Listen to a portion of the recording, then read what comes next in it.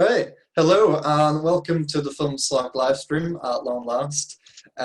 Today we're starting the Road to series where we look back at old entries and franchises and filmographies leading up to the next hot release. Hopefully when this pandemic is sort of died down a wee bit or whatever the case may be. So today we're going to start us off with the Road to No Time to Die.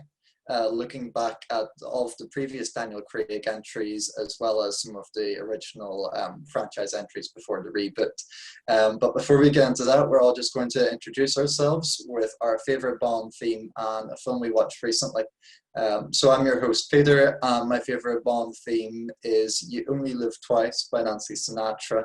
And a film I watched recently was Spectre for the first time on Tuesday.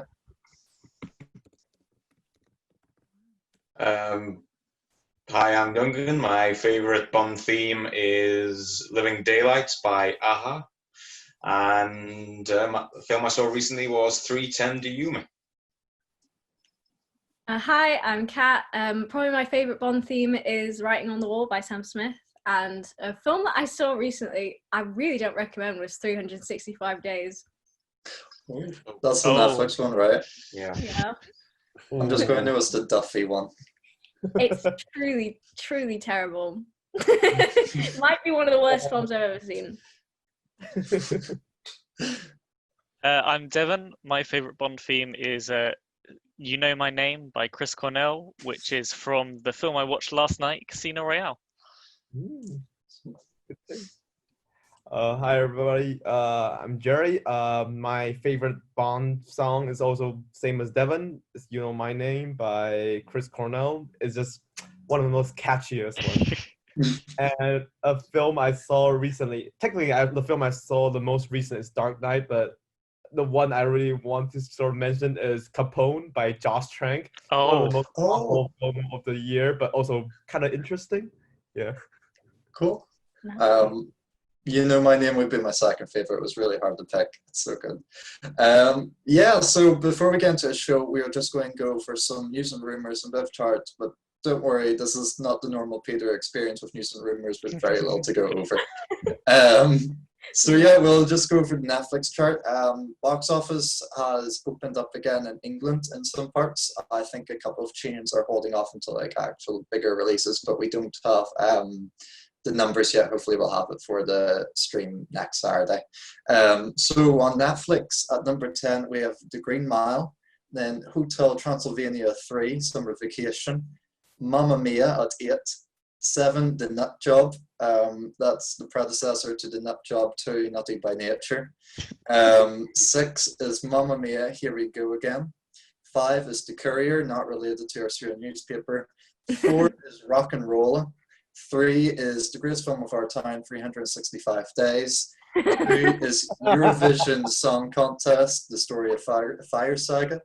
And number 1 is Mission Impossible Fallout, which is the 7th one? I think it's the 7th one. It's the one that came out, oh God, was it last year or the year before? I feel like I think it was a couple of years ago now. Yeah. Oh, was it the one with the catchy song? That like had really big beats. Yes, the Imagine Dragons song. Yes. Yeah. Can't fight the friction. That's it. That's it. Yes. I just know as the Henry Cavill mustache one. Yeah, the mustache. Oh yeah. Yeah. I'm surprised. I'm surprised to see Rock and Roller so high. I know that's sort of I feel that's one of Guy Ritchie's more niche little films, and in particular, it's an interesting one because it kind of set up for a sequel which never got made. So I've never even heard of it. What's it about, Devon? Oh, it was a while ago. It's British gangster. It's Guy Ritchie. Okay. Kind of his wacky, snappy style. Tom Hardy's in it, but a bunch of like very, very Guy Ritchie British actors are in it. Yeah, I can't remember anything about the plot, but I give it a watch. That's always a good it's one of those films that like it feels like it would have been the perfect film to have a Netflix sequel because it was such a niche audience that it had that were desperately wanting a sequel, but then every actor in it immediately took off and it became it's just like implausible for a sequel to happen on that budget. But if it's having a VOD resurgence, that's interesting. Salt's another film I remember watching, and I felt like it was setting up the sequel, and then there just isn't a sequel. Like, it's not a film in itself. It really does feel like it was meant to set up a whole franchise, and then just, yeah, which was disappointing. I was kind of getting into it by the end, but this was years ago. Yeah, so we'll go over some news. Really not a lot. David released the first poster and trailer for his new film, The Tax Collector, which is sort of like a Mexico set gangster sort of film. And it's really strange because most of the cast are sort of like Hispanic or, you know, from the area or whatever, and then the top billing is Shia LaBeouf. And I was like, right. So I did a little bit of a background check, and Shia LaBeouf just really isn't Hispanic in any sort of way. So I was, yeah, I don't know. It just seems weird that you do sort of like really representative casting for most of it, and then have him, and he's not like. But anyway, gotta have a big name that sells.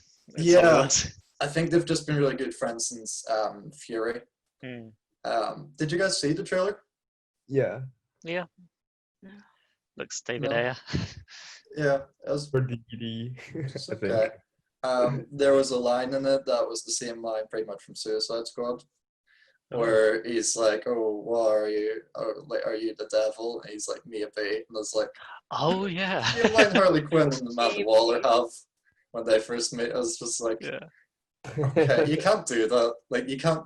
This is like, you know, when you're doing an essay at university and they're like, if you're citing a previous work of your own, or like you have to do like a proper citation because it's still plagiarism if you're quoting yourself. Yeah. This is this in film for. I never knew like how that, because I had a friend who referenced his old stuff, and we were like, I don't know how I've never done that before. Have any of you guys ever done that? I've never. My essays are always like a little bit different from the previous one, so I don't never have to sort of thing. But I think I know people that have done it potentially. I don't know. Is this David Ayer's first film since Suicide Squad? No, because he did Bright. Yeah, I forgot about that. But it's his first sort of like grounded one. Yeah. I just thought of when Kat says like you know, you should reference your previous work. I just thought of like Shia LaBeouf in character be like, have you guys seen the film Suicide Squad with a character? I'm the devil. Like it's the Truman Show, they're like straight up just ad revenue in the middle. Reference David Ayer. The Suicide Squad available on HBO Max tonight. It was just a moment that sort of like stuck out to me on an otherwise very sort of okay trailer. The poster also feels like it's advertising a very different film. It feels a bit more fantastic or fantastical or whatever, something that I might have done previously. Aaron Sorkin's new film, The Trial of the Chicago 7, is going to Netflix. This will be his second directorial feature after Molly's Game from 2017. I don't know about you guys, but I'm really looking forward to it. I loved Molly's Game. I thought it was one of the more underrated films or underseen films of 2017. And it's like, I know people like, hopefully it'll get a cinematic release as well, but I suppose now, especially in the environment that we're in, it's nice sort of having, you know, that kind of film readily available in the current conditions. Are you guys excited? Yeah. I never saw Molly's Game, but I've just heard you talk about how good it is. So it's so good. If it's ever on Netflix, we'll do a Netflix party of it. Okay. Yeah, and of course, Sorkin also did the scripts for like Social Network, Steve Jobs, West Wing. So that he's very much got style. Very sort of witty, quippy sort of dialogue. It's really good. I see. Okay.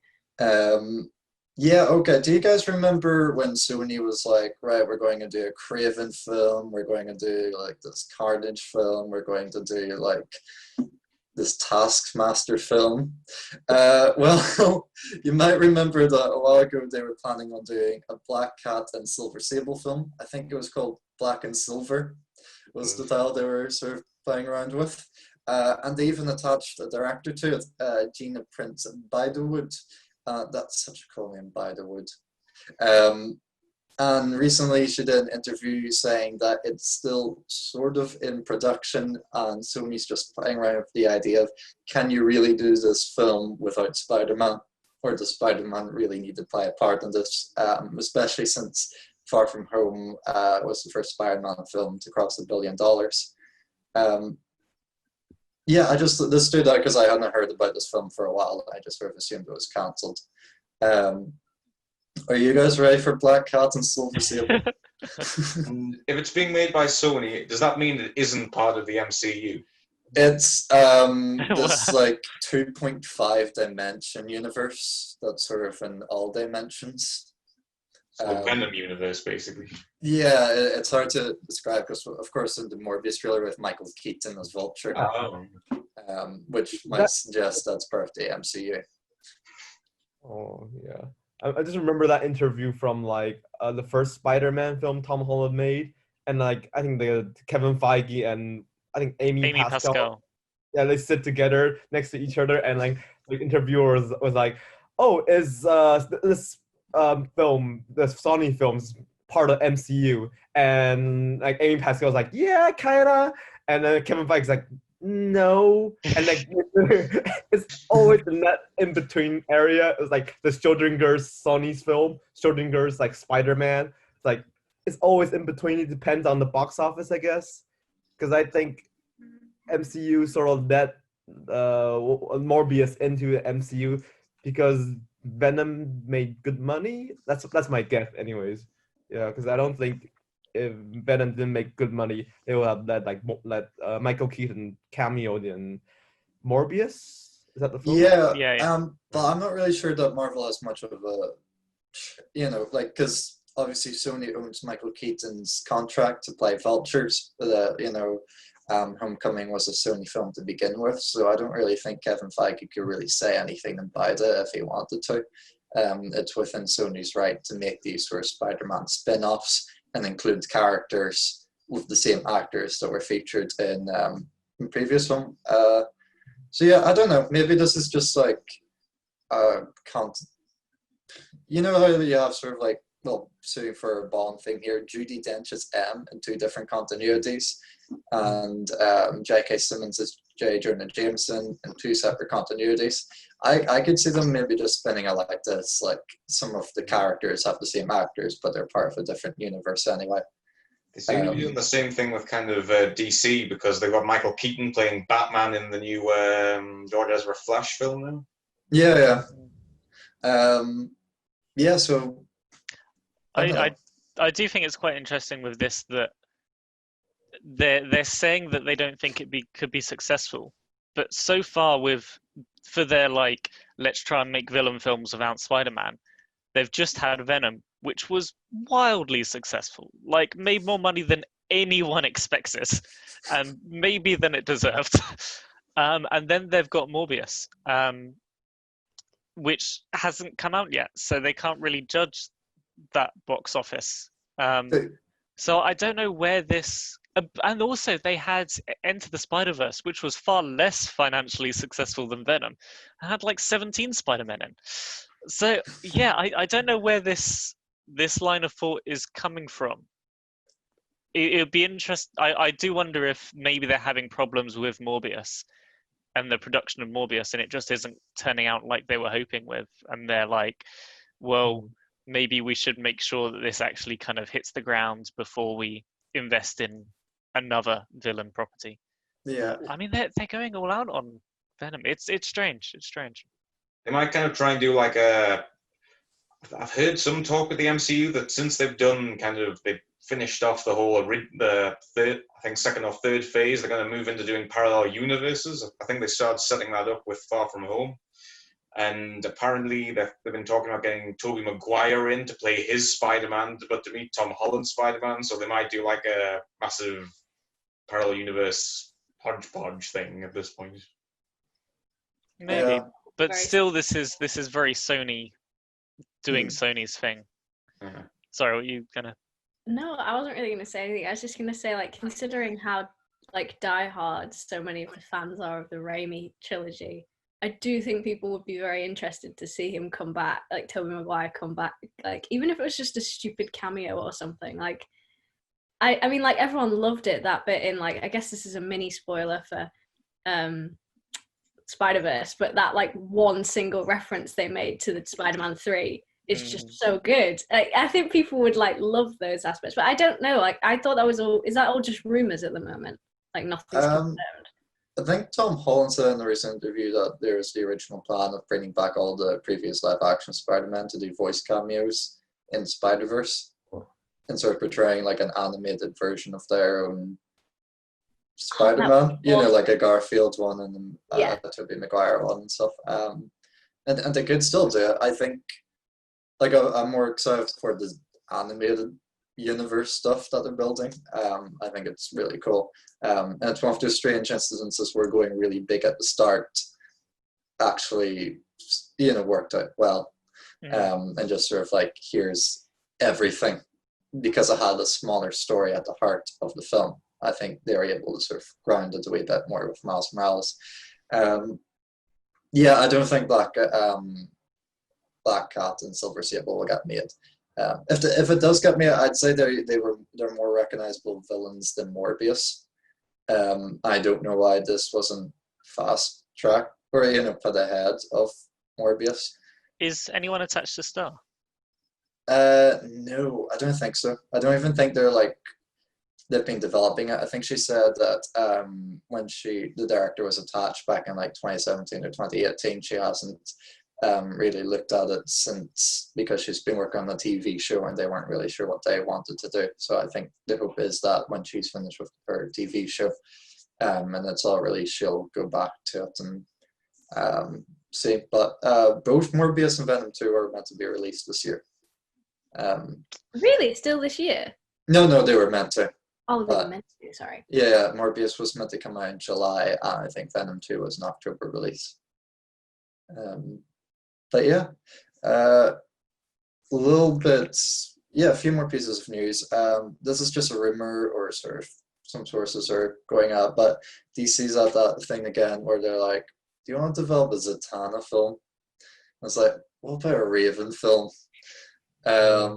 Yeah, I think they're trying to get their sort of magical female character and push it towards the front, like Marvel's Scarlet Witch, who's slowly building up more of a fan base now since Infinity War and stuff. I think it's all just sort of rumors at the minute. I wouldn't put too much into it. I just thought I'd include it because there's not a lot going on at the minute. I heard some talk of a Justice League Dark film. They might try and tie it in with that. Well, they're making a Justice League Dark TV series. Bad Robots is producing it, and they're doing it for HBO Max. And I think this is where the Zatanna films come back, because they talked about doing it a while ago, and now they're like, oh, well, we've got this, so maybe we could like do, you know, a film with Zatanna either before or after it, and I'll sell it the series. I think it would be cool to promote your streaming service like that, like how Marvel tried to do it with the like Daredevil and stuff like that, and how they're trying to do it again now with Winter Soldier, to have like TV shows as well in the continuities, but also keeping it a little bit more separate than maybe Marvel's doing it. I think they give like a lot of great flexibility, because they're doing a Green Lantern show as well at the HBO Max, so, and they've got huge budgets already.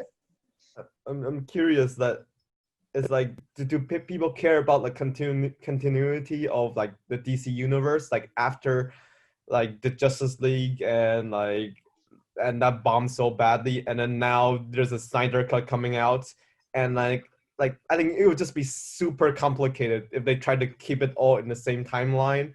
And there's also like Michael Keaton coming back in the Flash film with Ezra Miller, and then like there's like so much stuff. Like, are you guys like more prefer them to do it more standalone, maybe like a Zatanna film, and then other films, each of them being like separate, like isn't concerned about continuity? Or do you think they still have to keep up with the continuity to make it work? I like how it is at the minute, where we sort of Aquaman and Mera's like, hey, do you remember when Steppenwolf attacked? And it's like, yeah. And then that's it. And then the rest of the film's just like an Aquaman story. And then Shazam's like, oh, hey, Batman's pretty cool, isn't he? I've got his Batarang. And I was like, okay, yeah, that's pretty cool. And then the rest of it's just a Shazam story. Like, I think after recent releases, Birds of Prey had the most sort of continuity. And that's really just sort of like, oh, yeah, you know, when she was going on the rant, I was got a bomb in my neck, had to save the world, this sort of thing, and it's just very brief. And I like that. I like that sort of like you don't really need to go into it knowing a lot of stuff. You don't really feel lost. In a lot of the new films, it will introduce or reintroduce characters again in a way I think is sort of like better than how they were. Like Mera's first appears in Justice League, but her introduction is much better in Aquaman. Anyway, so you can just sort of go into Aquaman knowing it. Yeah, and I hope to keep up this sort of thing, but I think the continuity will get wild, like X-Men wild, because we've got like Pattinson and stuff, and everyone's like, is this a 90s movie or like set in the 90s, or where is it set? And it's yeah, but I don't know. I think it's just a wait and see sort of thing. Yeah. Okay, I think I kind of agree. I think they should just kind of try and make good with what they have at the minute, rather than just stopping and starting again all the time. Because I mean, some of the earlier ones of this, I'm not going to name names, but I mean the Snyder ones were kind of started off trying to be dark and grim, but they've kind of reached the point where they've kind of started to become more kind of enjoyable, but more kind of whimsical, kind of with what Taika Waititi did to the Marvel film, to the Thor films. Really, they've kind of got to a point where people can enjoy them instead of just watch them and have to go through all the continuity. So, yeah, I think they should just kind of keep going with what they have and try and make that good, rather than just keep stopping and starting again. Yeah, I think they've learned the lesson of it's not tone, it's tones. When you're building a series, it's always what it's always taught at school when like reading poetry. You're not talking about the tone of the poem, you're talking about the tones of the poem. Like it can be more than one thing. And I think that's sort of what the DC franchise has learned going forward, that they're sort of like, I think the more recent ones have been lighter in tone, but like Birds of Prey is a lot more violent and a little bit grittier, more grounded than the previous one. And Shazam mixes like really bubbly sort of family humor with these like intense horror sequences. Really just out of nowhere horror stuff. It's great. Yeah. I still think Joker is the fact that Joker was just completely standalone and like spat in the face of continuity, was like, yeah, we don't care about anything. We're going to be our own thing with our completely own tone. And that was successful, and audiences reacted to that successfully. That's the one that I really hope they learn from, because I don't want every film trying to be. I don't want a TV series, because I feel like they can do so much more interesting things. Like Shazam can just really be just a straight up comedy, which it was, but then it tried to like tie back to stuff, and like Aquaman can just kind of go all out and be this sort of Avatar like Pandora underwater. And yeah, I hope which they're obviously not committing. They're obviously like, yeah, let's do Batson, which is sort of like Joker and it's own thing. But Aquaman's still connected, but Flash is like sort of connected. They're trying to do everything, and I would like them to commit to standalone more than their sort of half attempts at the moment. I just feel like, I mean, just look at the Nolan films. You can do so much with theme if you don't have the kind of the rest of the universe to worry about. Yeah. Right. Robert Eggers' The Northman has continued filming here in Belfast. They said Belfast. I don't think they mean Belfast. We'll see. I think they're actually filming towards the coast, but we do have like a studio for indoor places for indoor sets that Game of Thrones use, so maybe they've sort of worked there. Yeah, so this is Robert Eggers' new film. It's a Viking revenge story about a Nordic prince that tries to get revenge after his dad dies. And it stars Willem Dafoe, Nicole Kidman, Alexander Skarsgård, and Bill Skarsgård. as well. Oh, and Anya Taylor-Joy. Yeah. That's the big one. It's like a little Batman vs Superman for his The Witch and the Lighthouse. the two coming together. Yeah, and this is actually quite interesting enough. I think this is the first one not being distributed by A24. This is done by 20th Century Studios. I was reading up about it. It was really funny hearing like Disney shut down production. I was like, whoa, Disney. Oh no, I didn't realize it was a Disney film. Oh Yeah. no. But my boycott. No. Vegan finding out that the film wasn't vegan. Yeah. You can't use the 20th Century Fox thing now because it's officially under Disney Studios. Oh man. I really hope it has a Frozen tie-in. It turns out William Dafoe is just a descendant of like Elsa or something. Just throwing ice. Oh, now in every Disney film, you have to have the Mickey Mouse shape, so someone's got like a Mickey Mouse tattoo on his arm. Yeah, and the last piece of news is that Seth Rogen is producing a new Teenage Mutant Ninja Turtles film, which is going to be done in like a CGI 3D art form. And yeah, this comes after the live action. They were live action ones. Ended after the second one. I think the second one wasn't quite as successful as the first one. Yeah, do you guys think Teenage Mutant Ninja Turtles is still popular, or not as much as it should be? A Seth Rogen one could be really good, but he has messed up a superhero thing before. I mean, he did Green Hornet. He adapted Green Hornet back in the early 2000s. That kind of fell on its face a bit. It was good, but that problem. So yeah, I think if anyone can make it work, it's him. But if anyone can also not make it work, it could be him as well. So they're kind of rolling the dice with it. So backhanded compliment, Duncan. Last time I remember Seth Rogen producing an animated film, it was Sausage Party, which had workshop level conditions of animation for animating rather. So it doesn't. I don't know. I won't be going to say it. I'll be curious what the tone of the animated show is, because like he has made like raunchy stuff, like you said, Sausage Party. But has he made like serious or kids, not serious, like kids stuff, like more light tone, like other than stoner flicks? Yeah, I don't think so. I can't think of any off the top of my head. I imagine I'll be sort of going back to its like 90 roots of like pizza jokes or I don't know, whatever. I can't really remember. Teenage Mutant Ninja Turtles now. Pizza jokes. I don't know. I feel like it's a weird how there's been like, I know we talked about this every time we talked about Sonic, which kind of became our joker for the radio show for a while, where it was like the thing mentioned every episode without fail.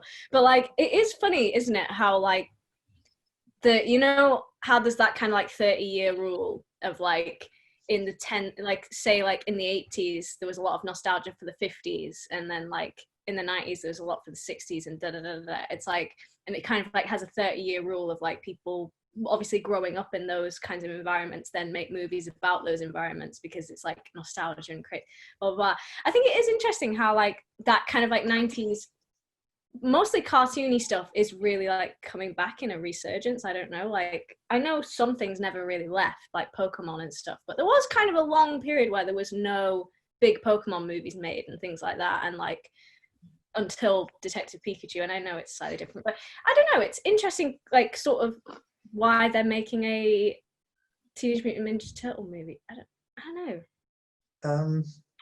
I mean, it would probably be, I don't think it's not a profitable franchise. I just think maybe doing animation is a cheaper option than continuously pursuing the live action one. So the revenue isn't like massive, but if you choose like a form that's cheaper, then you're going to end up with a better net profit. Yeah. And I think people respond better to an animated Teenage Mutant Ninja Turtles anyway. I think that's how the shows have been going on recently, like this. So Yeah, I could sort of see this being a better option for the franchise. If they do a Joker-esque film about Shredder, that would be amazing. It does sort of feel like and I never really saw them as a kid, but for Transformers and Teenage Mutant Ninja Turtles, it sort of was like they were aimed at like kids and teens for the shows, and then when the kids and teens became like 20, early 30-year-olds, they were like, okay, well, let's make these into live action movies to like still have it aimed towards them. And now that cycle's sort of gone up in that those people are now parents, so they're not really going to go and see the big smashy blasty blockbuster, but they're going to take their kids to see the film. And it's sort of like, it feels like they've been following the generation up and just changing to meet the generation's needs. Because of course Transformers, they kind of had Bumblebee, which was their much more kind of kiddie, heartfelt Spielberg-y type film, and now they're actually doing proper animated films. The Teenage Mutant, that's what it feels like to me. Yeah, I have a weird theory based on what Kat and Devon just said. I think in 20 or 30 years' time, like film studios will be making a Rick and Morty live action film, like nostalgic.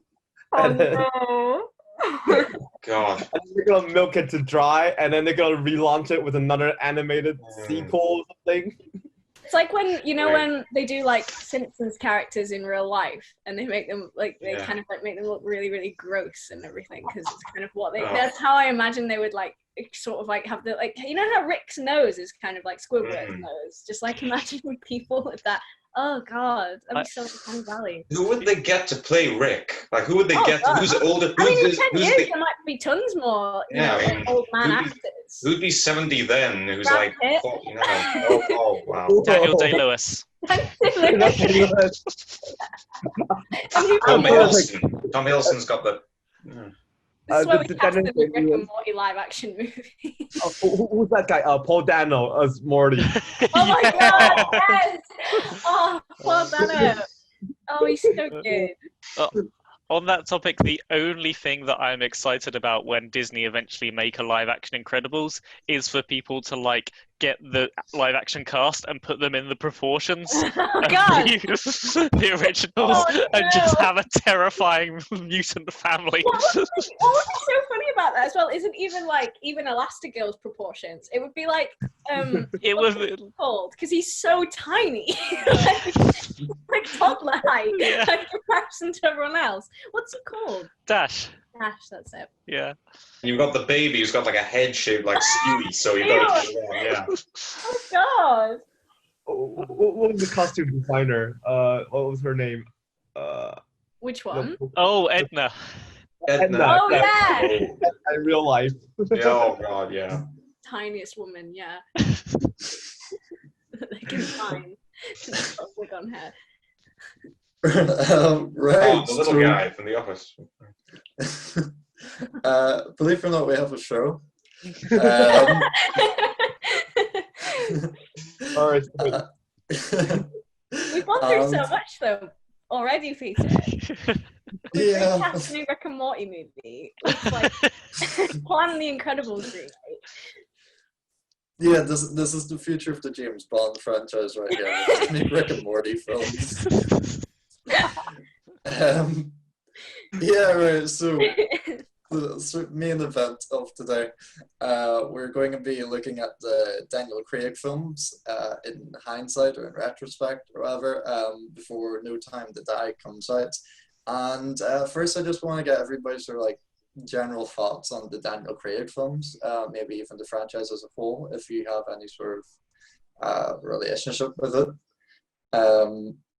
For me personally, I preferred the Craig ones over any of the other ones. Like, I don't really watch the Craig ones because of the changes that they've made to the character and all. We'll get into that later. Although I was really disappointed when I watched Spectre, because like I'd heard like a lot of things about it, like, and that's why it took me so long to watch it, because everyone was just like, right, it's okay, it's not great, this sort of thing. And I was like, okay, but I feel like I need to watch it eventually, so I did. And it, at the start, I thought it was okay. At the start, I was like, okay, this isn't as bad as I thought it was going to be based on what people said, and then it's like, it was one of those weird, it's like, yeah, it's just as like, but it's not like a sudden sort of drop. I feel like it just got like, okay, yeah, I thought it just sort of like got slowly worse. It sort of feels like they were getting like, okay, we've got this idea, and then all of a sudden there are like 10 ideas, and then like nothing got enough attention in that film at all. Like Dave Bautista's henchman just dies randomly, like he's sort of disposed of in a way that I don't believe he would have died. If that makes sense. Like, and then like, is he going to come back? And then he just doesn't. I should mention at this point that this is going to be a completely spoiler analysis of the thing. It's too late now. Yeah, I feel like if you're watching a Road to Bond episode. Yeah.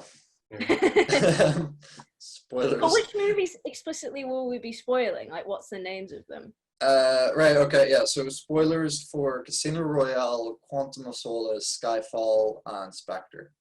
And maybe some of the previous ones, if you are name drop that film just before you spoil it. That's really the only rule here. Yeah, Quantum of Solace I feel like had like a lot, because it's my second least favorite of the four. I feel like it was just damaged by the writer's strike. I feel like the tone was quite good, and I really enjoyed the start of it. And it was just unfortunate. If they could get a do-over and have like a proper sort of go at the script and keep the director, I think it could have actually been a worthy enough successor to Casino Royale. And I liked that it had more connective tissue. With the sort of Vesper Lynn storyline all the way through, although it's kind of dropped in Skyfall a wee bit. I don't think it's sort of mentioned a lot. Yeah, but what do you guys think? I don't want this will be my opinion. So I really like it. It was kind of a stop and start kind of film series. I thought. I thought Casino Royale was great. Quantum of Solace not so much. Skyfall was amazing. Spectre less so. I thought when it worked, it really worked. Like they really updated it well. They kind of, they stopped showing Bond as like a Superman. They showed that he wasn't really a good guy after all. Some of the stuff he does isn't okay. But at some points, I know in the later ones, they tried to kind of lean away from the dark and heavy stuff, and they deliberately tried to make it more like the Roger Moore films, especially in Spectre, and I think they're going to do that in Time to Die as well. So I think it's a pretty good update, but it is kind of hit and miss in its own way as well. Kat? Well, as you know, I'm. Oh wait! What films have you seen? No, but I have seen Spectre and Skyfall, and I can just definitely compare those two. And my God, would you believe they're done by the same director? Are they? Yeah, they're both Sam Mendes films. Who did 1917. That's very interesting. To be honest, I feel as though perhaps because of the fact that I'm not hugely knowledgeable on the kind of specifically Daniel Craig style of Bond movies, they seemed quite tonally similar, but it was just the execution that was really different. I don't know, like much more like, I think the female characters were much more boring. I don't know, like for me, that was kind of the things that stuck out. It was just much more boring than Skyfall was. But it's one of those things where like I've heard such great things about Casino Royale that it almost feels like I shouldn't say too much on them until I've seen that, because that seems like the pinnacle of Bond. Sounds like, It really is. I'm just quick on that. Why is it that? Why? I mean, like maybe that's a whole question, but like, why is it that everybody likes that movie so much?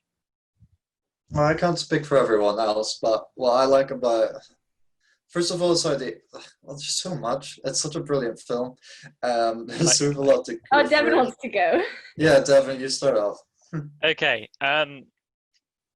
Craig Bond's interesting because Casino Royale, they sort of made the perfect Bond film. It's just fantastic in so many ways. It's an origin story of Bond that perfectly kind of sets up a character but really criticizes him. Like it takes all the normal tropes of everything that came before and says, you know what, we're not going to kind of sugarcoat it and be like, oh no, he's actually a hero, he's actually okay, he's actually not sexist. No, they kind of explore, this is a really messed up guy, and we're going to be very self-aware of that, and we're going to tell you exactly why he is this messed up, and why he's got all these problems, and why he can't form like emotional connections, and why he's sort of, all he has is his masculinity, but that is also kind of his vulnerability, and it just really explores that. But also, it's so many other Bond films, I feel like they just try and be action films. Casino Royale really feels like it's a spy film. I mean, the main set piece of Casino Royale is a poker game. It's a poker game where he's trying to win a poker game because there's a terrorist, and the guy who's funding terrorists has lost a lot of money, and the MI6 are trying to force him to go to them for protection in return for secrets by making him bankrupt. And it's just such like a grounded, realistic, but also really interesting setup for a supervillain, in that he's just like this really desperate, vulnerable person who needs money, and he's kind of cornered and he lashes out, and it's fun. But yeah, but there's also other bits, like there'll be whole chase sequences where it's not like a fight or like a running, it's like Bond sees a guy kind of disappear into a crowd, and he kind of quickly thinks he's got the phone number, so he phones him and like sees the guy, so follows him, and it's like really, there's a lot of interesting spy stuff which you don't really get in a lot of Bond films. There's very little spying in Bonds, but Casino Royale has that, along with all the great action scenes, along with both being a fantastic like member of the franchise and then also a criticism of the franchise. It's just so good. I'm very surprised to hear, and I'll let someone else speak after this, but I'm very surprised to hear that they don't seem very tonally spy like oriented, because like me watching them, I completely see where you're coming from actually, like now, because like I think of him as a spy, and yet they don't really seem like spy movies. That's very interesting. Yeah, and the kind of the interesting thing with Bond is he is sort of the blunt instrument that they bring in when their spying's failed, and they're more very a sledgehammer than a scalpel, really, kind of thing. And they're very clear on that in Casino Royale. Like, literally says this might be too much of a thought for a blunt objects like you to put in your brain. But then I feel like the other films sort of don't really understand that, and they're like, oh no, he is like this super spy. We're going to have him be the super spy, but then he never actually does any spying. Yeah. I think I love like Casino Royale, like, you know, any normal person watching the Craig films, because like, but I think the issue is being like Casino Royale is like the whole Craig run hinges on Casino Royale. Like everything since Casino Royale has been Casino Royale light, even Skyfall, I think. And that's my issue with it. There's like, because there's only been two directors, really. There has been a director of Quantum of Solace and now No Time to Die, but there's only been two directors. One like Martin Campbell and what was his name?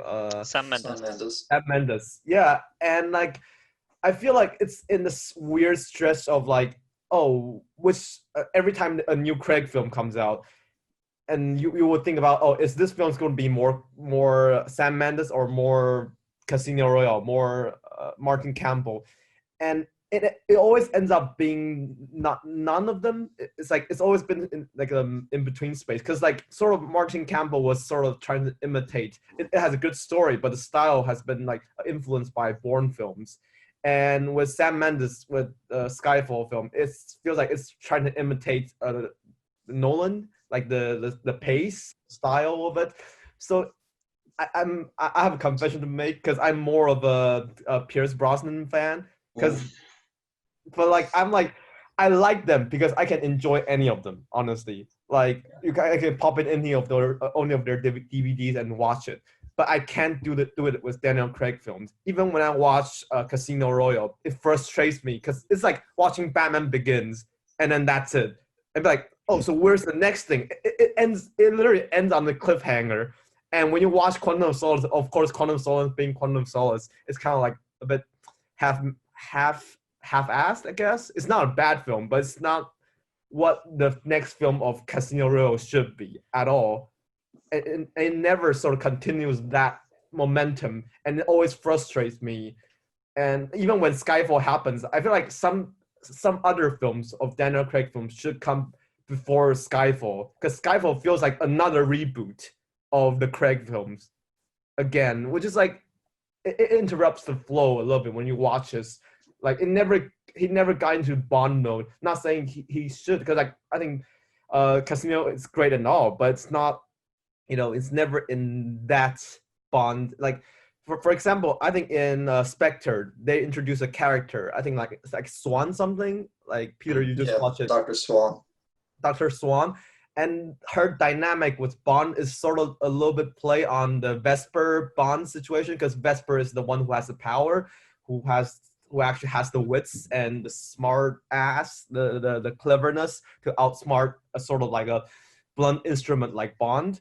And they sort of try to do that with Swan. I remember when I saw the film, and like Sam Mendes was talking about, making Swan not the Bond lady, not the Bond girl, but a Bond woman. A mature version that can sort of match up with Bond, but it really doesn't work there, because like in Casino Royale, Bond is in the sort of more vulnerable situation. Like he's not Bond yet, so he can sort of be like, he's sort of being played at. He's sort of being like not the Bond we get to know, but in Spectre, he is the guy, still a little bit of the Casino Royale, but has become the Bond we know a lot more, and that dynamic just doesn't work. And that sort of summarized my feeling about like the Craig run, because like it feels like he's stuck. He's stuck between two walls, like the old and the new, and he never got into his own suit basically. Like, and Casino Royale is like, it's great, but it's an origin story, and like I love watching Casino Royale. The action scenes are really, really great. I think like what Devon said about him being a blunt instrument in this chase scene where he did the thing. There's literally a scene where he can like go over the wall or something, but he just breaks the wall. Like he literally just goes through it like Incredible Hulk, and that just sums up that Bond so perfectly. I wish like Martin Campbell came back to do more Bond films. I think that's my only regret with the Craig run. Like I want to see what he could do next, Yeah, definitely. So what I was thinking when watching Quantum of Solace, because it feels like an imitation of the Martin Campbell sort of style. I think tonally it fits Casino Royale quite well, and sort of continues the same storyline, the sort of Vesper Lynn storyline. And I guess that's sort of the first thing I wanted to talk about on this properly is Bond and his relationship with women in the series as a whole, because I think it's quite interesting, especially when you're talking about Dr. Madeline Swan, which is like she's sort of set up to be an equal to Vesper Lynn, to sort of like, oh, he can be happy now because he's found someone else like that and he's made his peace with all of this sort of situation. But I just like, I was saying at the start, Spectre introduces a lot of pieces that never really gets any sort of payoff to it. It's never developed enough. And I really don't think I understand Dr. Swan. Like, she's a psychiatrist, and that's really it. She doesn't really do anything. I don't think they have any sort of meaningful interaction for it. And so I don't really believe the relationship by the end, by the decision he makes to sort of just leave with her. And I think some character makes a comment to it about like, oh, she's a daughter of another criminal as well, so only she can understand Bond for this sort of thing. And it's like, I don't know if they were trying to romanticize this or not, but it just feels like that's a really unhealthy sort of thing you're putting forward there. It's like saying Bond's mentally ill and she's a psychiatrist, so it'll all work out.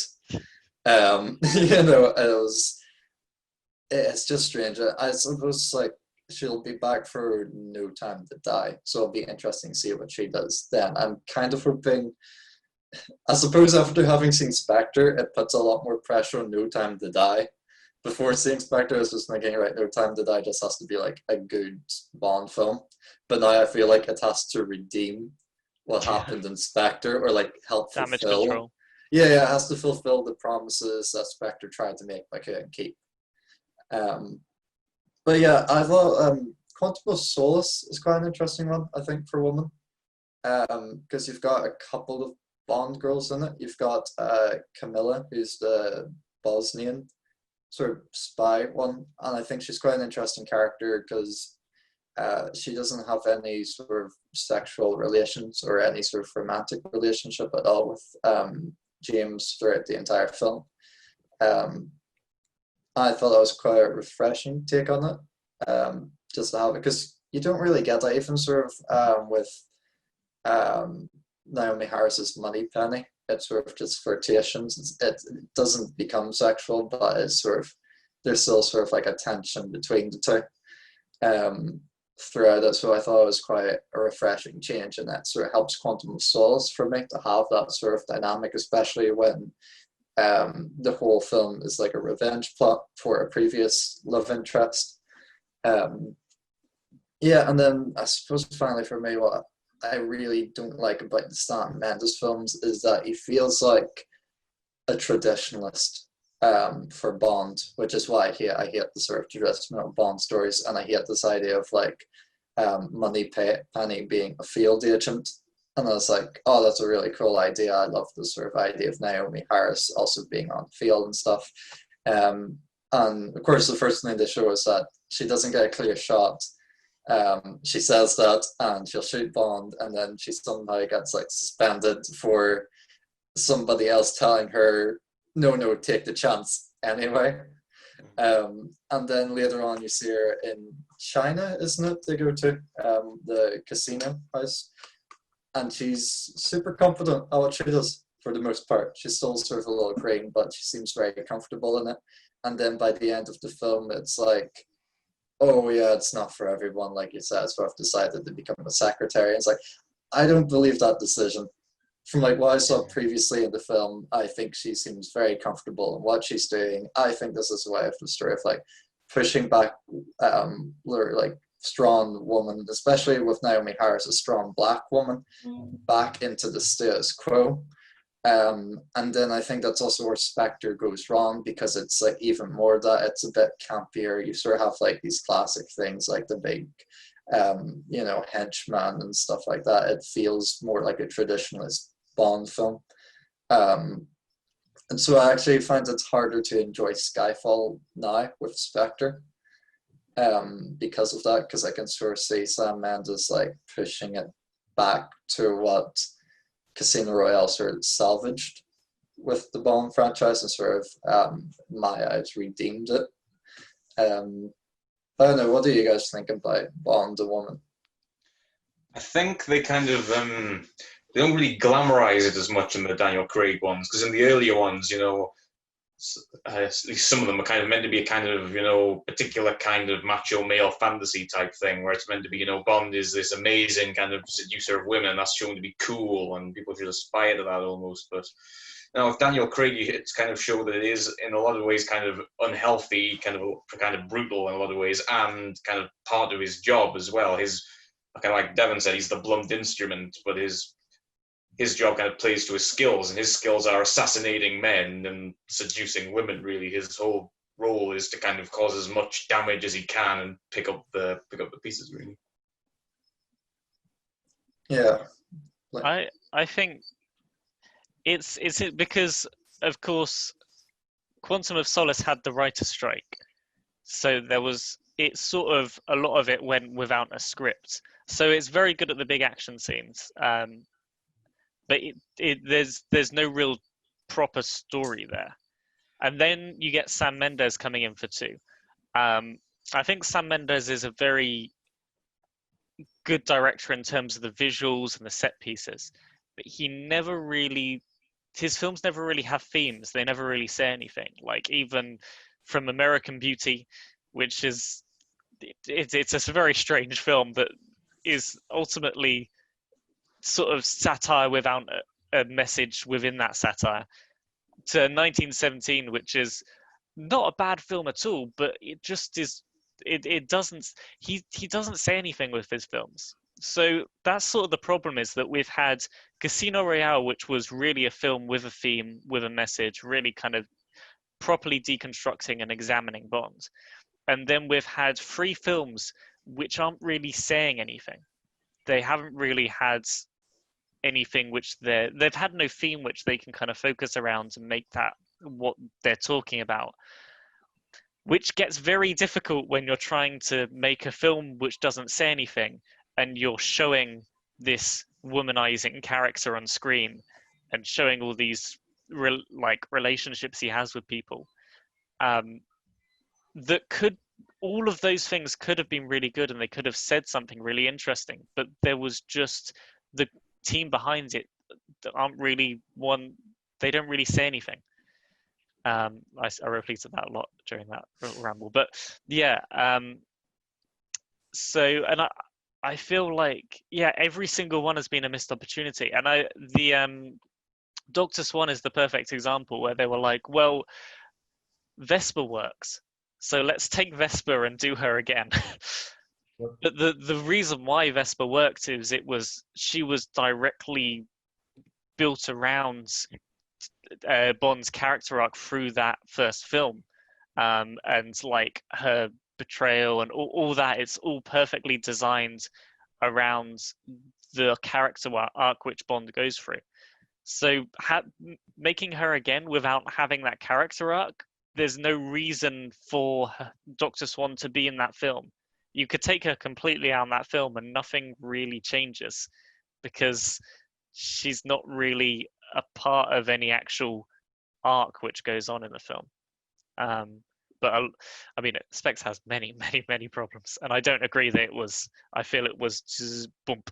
That was a very big moment of, well, this has just ruined everything. But yeah, that I feel like Bond is the perfect platform to talk about feminism and toxic masculinity and the problems and the dealings with it. It's the perfect platform to do that, and we've just had 3 films which, through creative teams or through writer strikes, haven't been able to say anything. Yeah, that's a really interesting point, because the thing I was going to say is, considering like, just going back to like when I used to study like media and like the way women are presented and stuff like that in media and things like that, one of the big like sort of like simple and easy to study ones was Bond, as everyone knows, because you pretty much, when you like think of Bond as an idea, maybe as somebody who is less kind of invested in the movies too, you just kind of think of it as quite toxically masculine, I suppose. Yeah, because you think like it's like fine to have a dude like going around killing people. Like, it's kind of like, that's just sort of an action movie thing. It's not really super problematic. The problematic part comes in with the like attitude, but then again towards women. But anyway, the thing I was going to say is that I'm wondering if maybe, who was the Bond before Daniel Craig? Pierce Brosnan.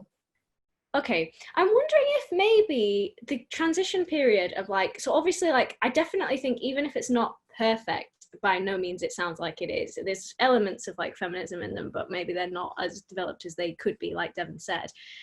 I'm wondering if maybe the reason for that is because they had some of the Daniel Craig movies and maybe they tried to do some more feminist things in the earlier stuff maybe, and then there was a little bit of like the kind of social justice climate sort of changed in the 2010s of sort of like with the introductions of things like the Me Too movement and like the study of metrosexuality and things like that. And I know that kind of came earlier than that, but there's a lot more talk now of toxic masculinity in media, maybe, or at least more widely ranging anyway than there ever kind of was. And maybe at that point was when they sort of decided we want to appease kind of both camps in a way. Like, we want to appease the people that like traditional Bond, like the Pierce Brosnan sort of stuff. Even if the reason, like, I'm not saying Jerry likes the Pierce Brosnan stuff because of the sexist elements, by no means, but like, those are part and parcel of the experience, aren't they? And so like, maybe they sort of thought we want to, maybe that's why it's felt a little bit like neither here nor there, because they want to do something that appeases sort of like newer fans and maybe like is appealing to and more female viewers as well, but also whilst maintaining this kind of like very, very strong fan base. I don't know, but I think they did that perfectly with Casino Royale. yeah. They absolutely like knocked it out of the park with, hey, toxic masculinity is really bad, and we're going to show it, and we're going to show why it's really bad. That's really cool that they did that. How did they do it, by the way? Sorry to like be sort of very, very simple about this, but I'm also, I think Duncan's gone, or is he just muted? I'm sure he'll be back.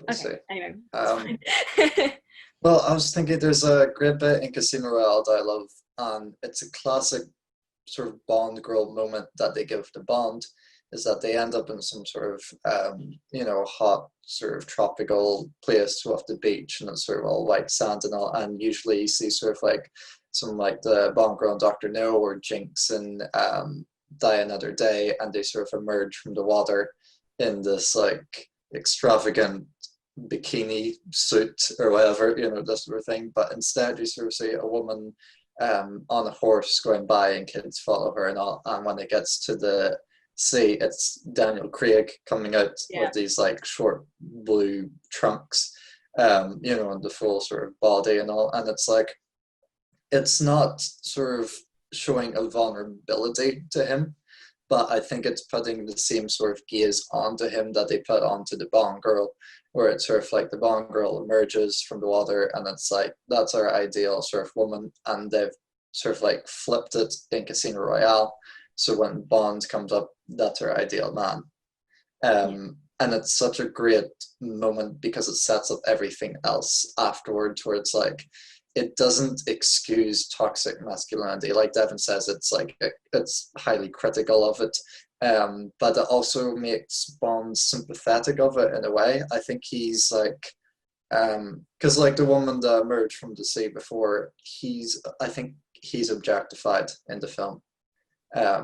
I think he's very much a tool of MI6, he's this blunt object, this sort of thing.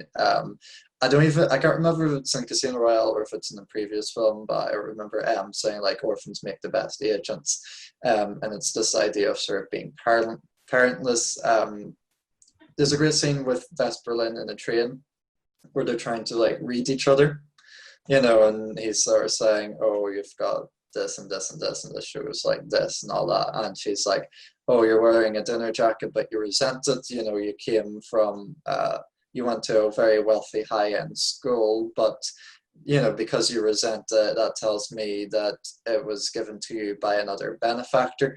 And I like the sort of idea that Bond owes himself to somebody else, that he's always going to be in debt, that he's going to be chained, and he's objectified because of that. He's sort of like produced by something else.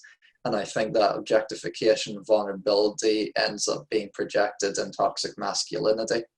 And so it's just like a really fascinating depiction of him because of that. You sort of, it criticizes Western society in that sort of way. And so it's like, while it's also being more feminist, I think it also sort of shines a light on the vulnerabilities of men in social standings in society. That they're also being abused in this way, and although it doesn't excuse what he does, sleeps with women, gets them killed, all this sort of thing. Definitely not. There's sort of terrible things, but there's a reason that these sort of things happen, that he reacts the way that he does. And I want I feel like it's getting to the core of that in his Craig films, or in the Craig films. I think Quantum of Solace, despite the writer's strike, has like a nice sort of scald and like an outline of what the story would have been. I feel like it's a revenge story, but it's also a story about making peace, and I think you get that at the end. I think he's able to sort of find peace with himself, and that's why I don't really like the Sam Mendes ones as well, because it doesn't feel like it continues that story. And him being with Dr. Swan at the end sort of just feels like a slap on the face. It feels completely unearned of the path that he's going through. Yeah, like I think it's definitely like, for the Craig films, it's one step forward, three steps back. Because like because you were like mentioning Spectre, and I remember like one of the worst scene in the Craig films is that the inspector in one of those films, like I think Monica Bellucci was in it, and like that's Spectre. Yeah, she was like a widow of like a recently diseased, like killed gangster or someone, and then like Bond just came into the shower and basically just raped her, and like and I was like, no, that the shower scene was Skyfall, but I think Monica Bellucci was Spectre. Yeah, I think so. Inspector, but like I remember like he had sex with like Monica Bellucci, was it, or something like? He does sleep with her. Like, yeah, and it feels really odd because like Kat mentioned that like the previous one, even with like Pierce Brosnan Bond, you know, I like Pierce Brosnan Bond because like it's my childhood Bond basically. I watched him grow up, but even in those films that whenever they try to give like for example, a Bond girl the moment, it's always through the lens of what they think male audience wants. You know, for example, one of the big examples is in Die Another Day, where Halle Berry's character Jinx or something, and like, and they're trying to like actually was trying to set up like a spin-off of Jinx of Halle Berry's character, but throughout the film, like there is a subplot of her doing her own mission. But the odd thing is that they only treat her in the first part as like a agent who went in and got captured by the supervillain or something like that. And in the second half, they pit her against like a spoiler alert for Die Another Day, I guess. But like Rosamund Pike is the Bond girl in that as well. But it turns out she's a bad Bond girl, like a villain's Bond girl. So in the second half, Halle Berry becomes the person who fights, you know, the Bond girl, the other Bond girl. Like her role literally got sort of like minimized into, oh, you only get, your only story is fighting another girl, like girl fights basically, which is like what I'm guessing male executives think of when they say, oh, we need more female representation. It's like, I think, but the Spectre one or in the Skyfall one, I'm not sure which one, it feels like even worse than that. It feels like backwards feeling because like Bond becomes just like another. It's one thing to show Bond having sex with, you know, women endlessly, you know, something like that. And it will be interesting for them to sort of criticize or examine that, but it doesn't. It literally just there because it was a serious tradition, you know.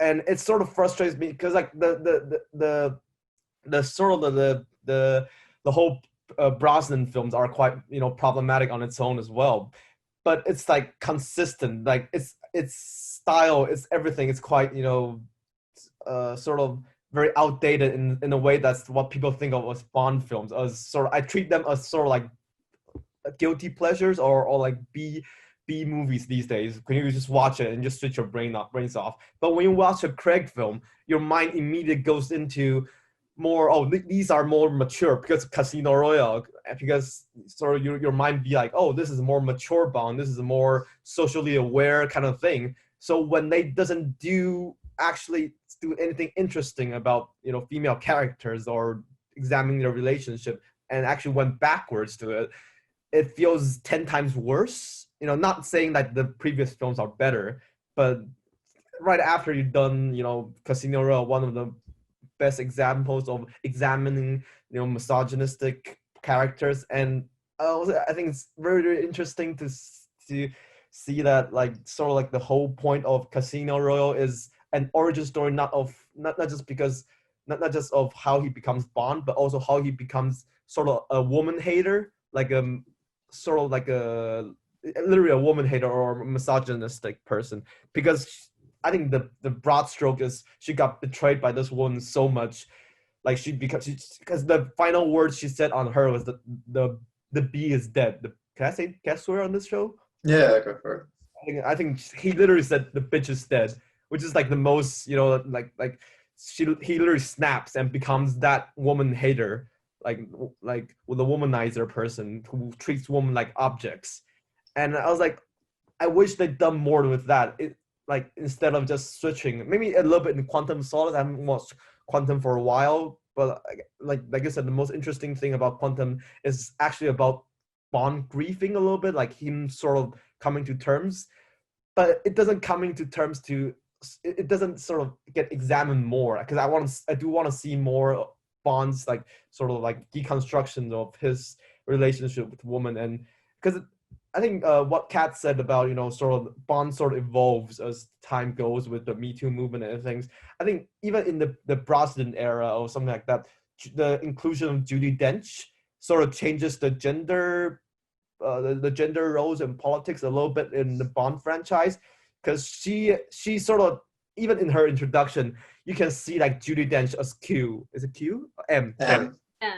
M sort of hates Bond, sort of, or even like detests him for being such a womanizer, and like literally, she never shows, she never like hides her disdain for Bond. Like maybe later in later films, in Craig films, in Skyfall, they sort of morph that into like a mother character basically for her, for Bond. And I think with the developing times, I guess. Sorry. Yeah, with development times. And I think the issue I had with like the Skyfall thing is like, I feel like there's so much that could be said with Judi Dench and Bond, like their relationship and how Bond views M, and like, is there like mother issues? Is there like, does she's presence actually changes the way Bond behaves? Just a little bit stuff. Like that's why I'm saying like between Skyfall and Quantum of Solace, it should have been another film that sort of dives deeper into who Bond is, or at least get more interactions between them. And like Skyfall is just like, pop, like it just kills her off in the end. You're just like, he like the film indicates, like the film implies she's an important character to Bond, but you never actually know what that is. Like it's always been more implying than actually showing it, and I would like to see a little bit more, because I do think like Kat said, it did change a little bit, but not as much as the times sort of calls for, I think. Yeah. I think it's I quite like the implied relationship between the two, because I think it sort of suits both of them as characters, especially with Bond, sort of like emotional distance. I really do believe that he would have this sort of or she would have a maternal instinct, or he would sort of project that onto her, and still just like not really sort of say anything about it. And I think that's quite interesting about her character, because she's constantly trying to sort of it feels hypocritical. She sort of seems like the person that like breaks the piggy bank and then tries to like glue it back together again at the end. She's sort of like, Bond, go into this, do this, and then he comes out of it and he's sort of like really raw and vulnerable, and he's got this hatred, and she's just trying to sort of soothe it a wee bit. I think she tries to help redeem Vesper Lynn in his eyes, at the end of Casino Royale, and I think that's what you get. It's a really nice scene in Quantum of Solace where you sort of see him get his peace with all of it, and he sort of meets her at the end and just like, you were right, and then leaves, and sort of finding that closure. And I think that's a really important moment for Skyfall, and understanding that relationship that they have. I still feel like it's really anticlimactic to kill her off that way. I'm not really sure if killing Judi Dench off was important. I'm sort of half thinking that I actually didn't mind Ralph Fiennes as in Spectre. I thought he was okay, but I can't help but think that this is one of like Sam Mendes' traditionalist sort of aspects of, will sort of bring everything a bit further to the status quo. Yeah, I think it's quite interesting what you're sort of saying about Inspector. We have Monica, what's her name? Bellucci's character, and he sort of, has sex with her. I don't even think I don't think she dies, Inspector. I think or at least she's not shown to be killed.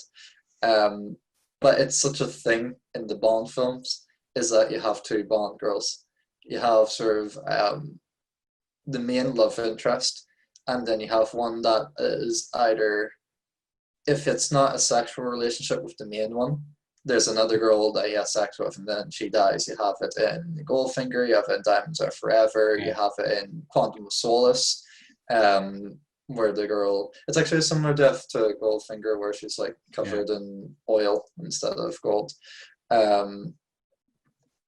Yeah, and it's a really weird sort of motif throughout the franchise. It's like compensation for not having to have every relationship be sexual. Yeah, no, it's strange. What I like about Quantum of Solace with the Camille, the Bosnian one, is her revenge, like she's also on a revenge story of being sexually violated by this man. And I really like that sort of relationship between the two, because in the end they're both going for the same thing. She sort of feels very violated and betrayed by men, and he feels violated and betrayed by a woman. And they're trying to make their peace with it, and they have a very sort of platonic relationship throughout the end. Even like when they share a kiss on the goodbye, it never sort of feels like a romantic thing. It doesn't feel like a romantic gesture. It's just sort of like a thank you for this, what you've done sort of thing. I think that's sort of what redeems Quantum of Solace for me. It's not the most exciting film. I think it's quite slow paced all the way through, and it doesn't really build up to like a big action piece or whatever. Like literally the base in it is like the two evil generals, or like one of them's like, oh yes, it's all built on these power cells, and the other one's like, that sounds very dangerous, and they're like, yes, and then like someone fires a gun and it all blows up. Like it's like you came up with the set piece first, and then you like wrote this dialogue to explain why you just sort of blew everything up. Like it's such a writer's strike film. Yeah, I think if that hadn't happened, the whole series could have been a lot different, because originally Quantum of Solace was meant to be called Spectre of Solace, but they didn't have the rights to kind of Spectre at the time. So I think if they'd kind of introduced the kind of Spectre element early, the whole kind of all that huge piece of mythology, they could have given Bond a long-term goal of stopping this unstoppable organization, kind of this unstoppable force meets a movable object thing. They could have maybe built up with this, and at the same time kind of helped what they'd started doing with Casino Royale, which is make Bond go from this kind of object to the objectifier, really, because the whole kind of point of Bond is he's meant to be a dangerous person kind of in every aspect, because, I think they kind of built that well in Skyfall. The whole point was he was meant to be, the whole point is he doesn't look back. I think they say that in Spectre, is it? He says, I never stop to think about it. The whole point of it is because if he does stop, bad things happen, like with Vesper, like with what he's, I think the best example of that's in On Her Majesty's Secret Service, the one with the Australian Bond actor. Yeah. I don't know. All right. So, well, it's one where he gets married at the end. He marries Diana Rigg, and spoilers for anyone who's going to watch that film. It's amazing. At the end of that, she dies. She gets machine gunned on the way to their honeymoon. So, kind of the point of that is Bond is meant. The reason Bond has a kind of a love them and leave them attitude to women is that if he gets close to anyone, they will die, and he can't change his ways because the only way he's managed to cope is by living dangerously and being dangerous. And if he stops at all, and if he opens himself up to anything else apart from himself, his country, and his job, they will die. And because he isn't good at caring about people as individuals. He cares about institutions and ideals, like the institution of the Secret Service, kind of the ideal of kind of England. That's kind of what he fights for, really. But the only time you really see his romances work, they kind of clearly kind of you see that with Madeleine Swan, kind of in Spectre, and a bit with Diana Rigg, because those are kind of, maybe it's because of bad writing, but they kind of seem like whirlwind romances. Like they're women he spends more than a night with, and he falls in love with them.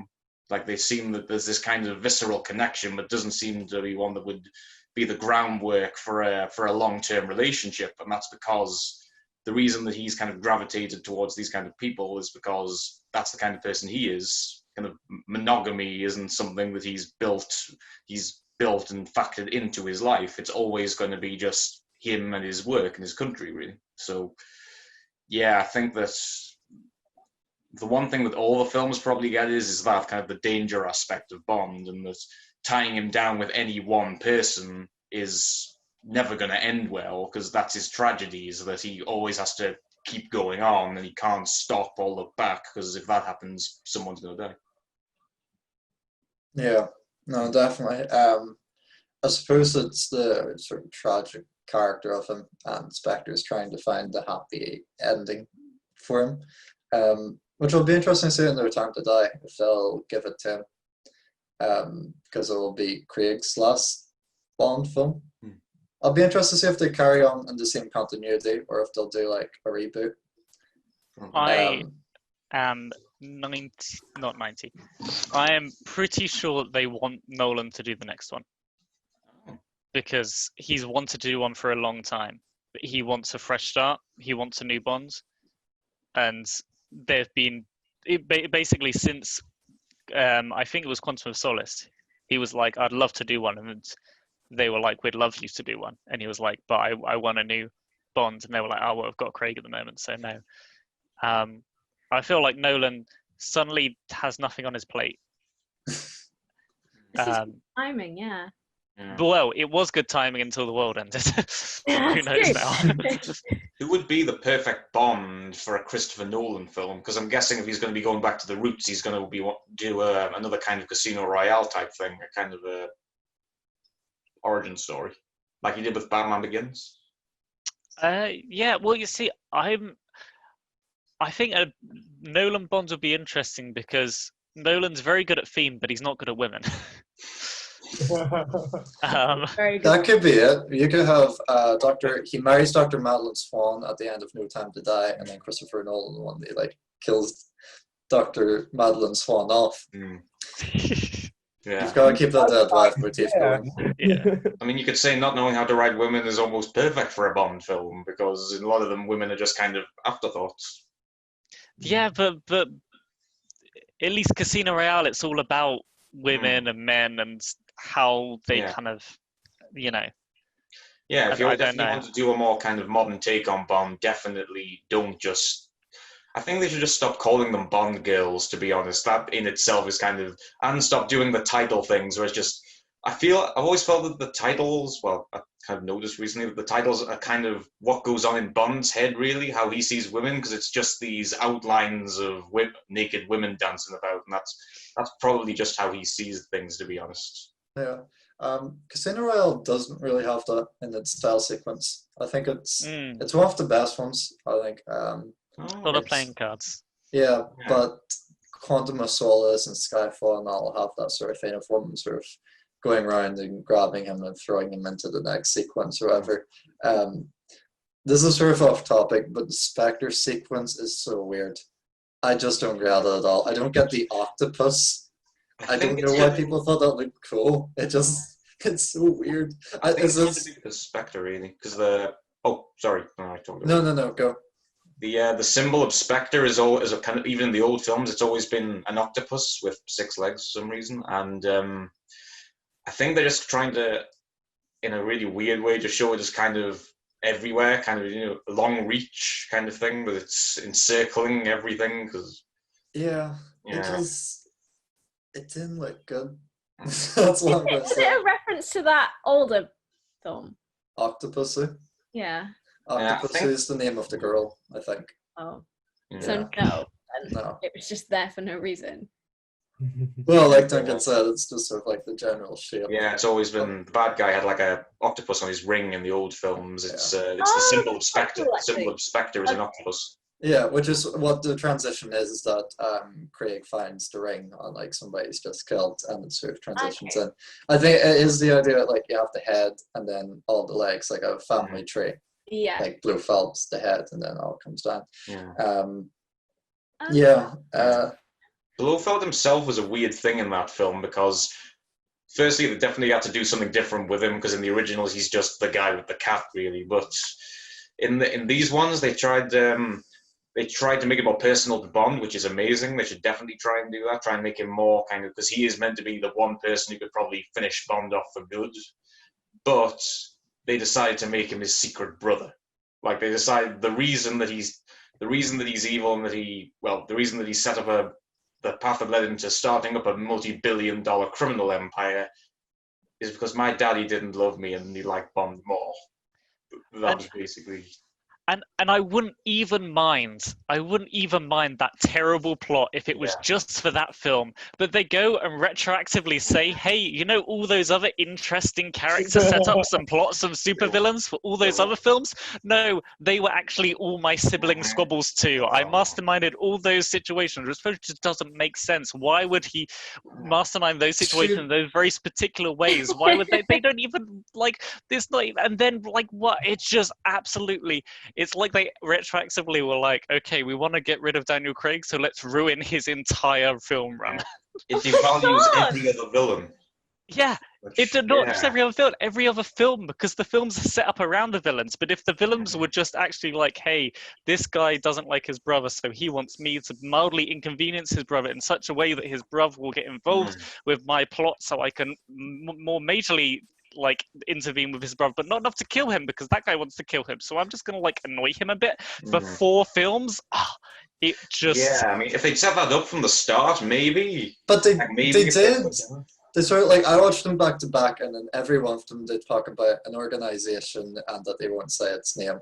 Like, it is set up, even from Casino Royale. It is set up, but it's like so small. But it's just. It's such a terrible plot. It's such a terrible underlying story. It could have been like a really good anti-climax, really. Like you come face to face with this guy who's been messing up your life, who's killed the woman you love, who's killed M, who's killed all these people. You've come face to face with him and you go, why are you doing all this? So you can rule the world? No, my dad liked you more. That's it. That could be like the ultimate anti-climax. It's like subtly effective, yeah, but...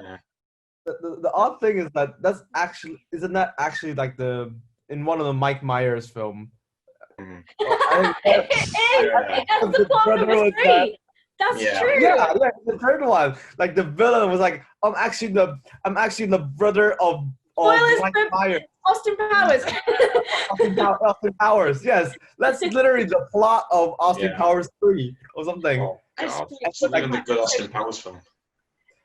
I love those so much. Spectre made me sort of struggle with Bond's timeline, like in his childhood, because in Skyfall it's like, oh, this was my childhood home, and then they're like, oh, but I spent a lot of my childhood in like Iceland.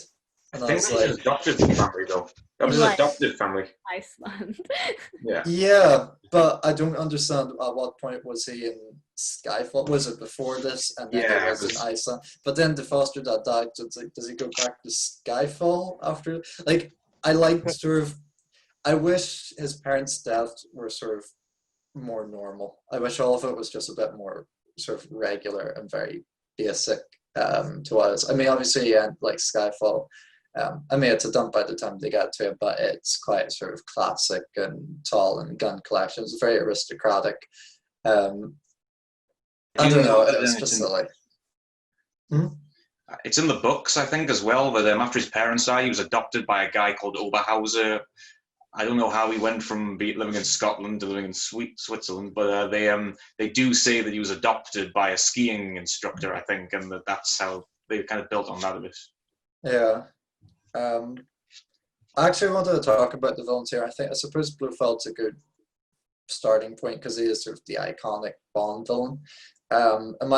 He's in several films, but my point of reference is always Diamonds Are Forever because that's the first time I saw him, and it's how he's coded. It's never explicit in the film, but it's sort of heavily implied that he's queer in some sort of capacity. He does like a lot of dressing and drag, all this sort of thing, and the side villains of that are like a more explicitly gay couple.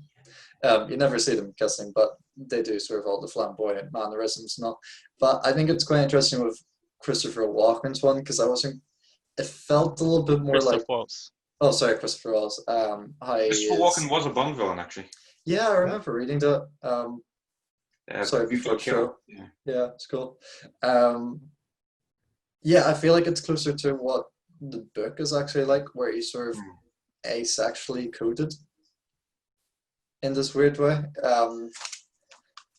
It's hard to describe because I do feel like a lot of Bond films do sort of lean into, like, part of the sort of heteronormative idealism is that a lot of the Bond films end up being coded in a way that sort of like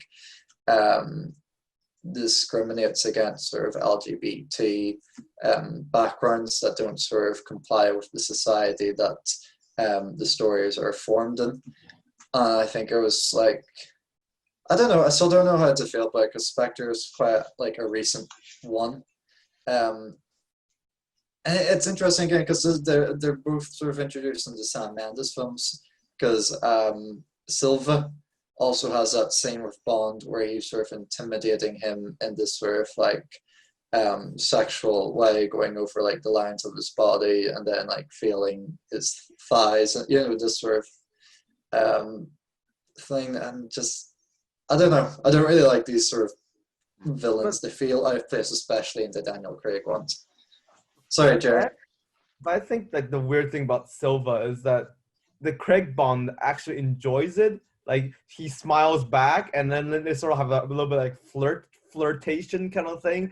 Like I don't know why. Like because most of the time when you see films and like a sort of heterosexual character is like sort of flirted by a gay character or something like that, they always sort of use their masculinity sort of like, oh, to brush it off or to sort of like rejects it, like in Lighthouse when they have that moment of almost like homoeroticism and they immediately rejects it, and that's like super like masculine, toxic masculinity. Like, but weirdly for the Craig Bond, I actually enjoys like he sort of kind of like is open to it, like when he in Casino Royale when he was like tortured by Matt Mikkelsen, he sort of enjoy. I know is that the same kind of type of thing in Skyfall, because in Skyfall it's not more flirtation, but like I kind of enjoy like his Bond, like Craig's Bond is a little bit more. Yeah, he's still masculine, he's still a bit toxic, but he also is kind of like, I wouldn't mind this. I wouldn't mind a Bond villains casually flirting with me, like going on my, because like I don't think. I think like in what you described in like the previous Bond film, like old Bond films, those like homosexuality is deemed as like vile, evil stuff. But in that scene with Silva, I think Bond wasn't actually rejecting it, and he's not being like, oh, you can hit me whatever you want because I'm never gonna talk. He's just in that moment, he's just enjoying himself with that. At least that's how I interpret it. Like he literally says like there's first time for everything. And that's like the implication couldn't be even more on the nose, basically. Yeah. And the fact Bond responds by saying, "What makes you think this is my first time?" Yeah, it kind of makes sense. That I think that's something they really should look into doing, because I mean, part of Bond's role really is to seduce people. So why not men? Why not dudes?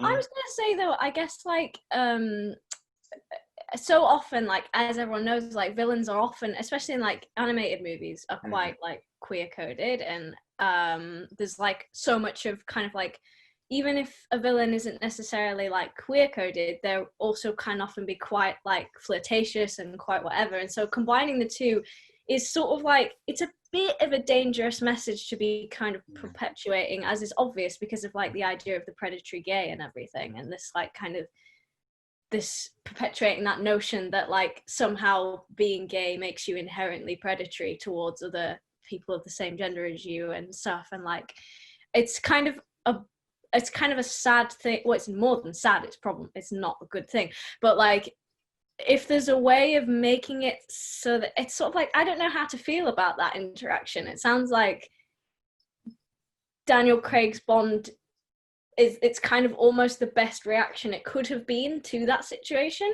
It's the fact that situation was put in there that's kind of the problem. Do you see what I mean? But I don't know though, maybe people might see it as more, I suppose it's more I don't know how to feel about it.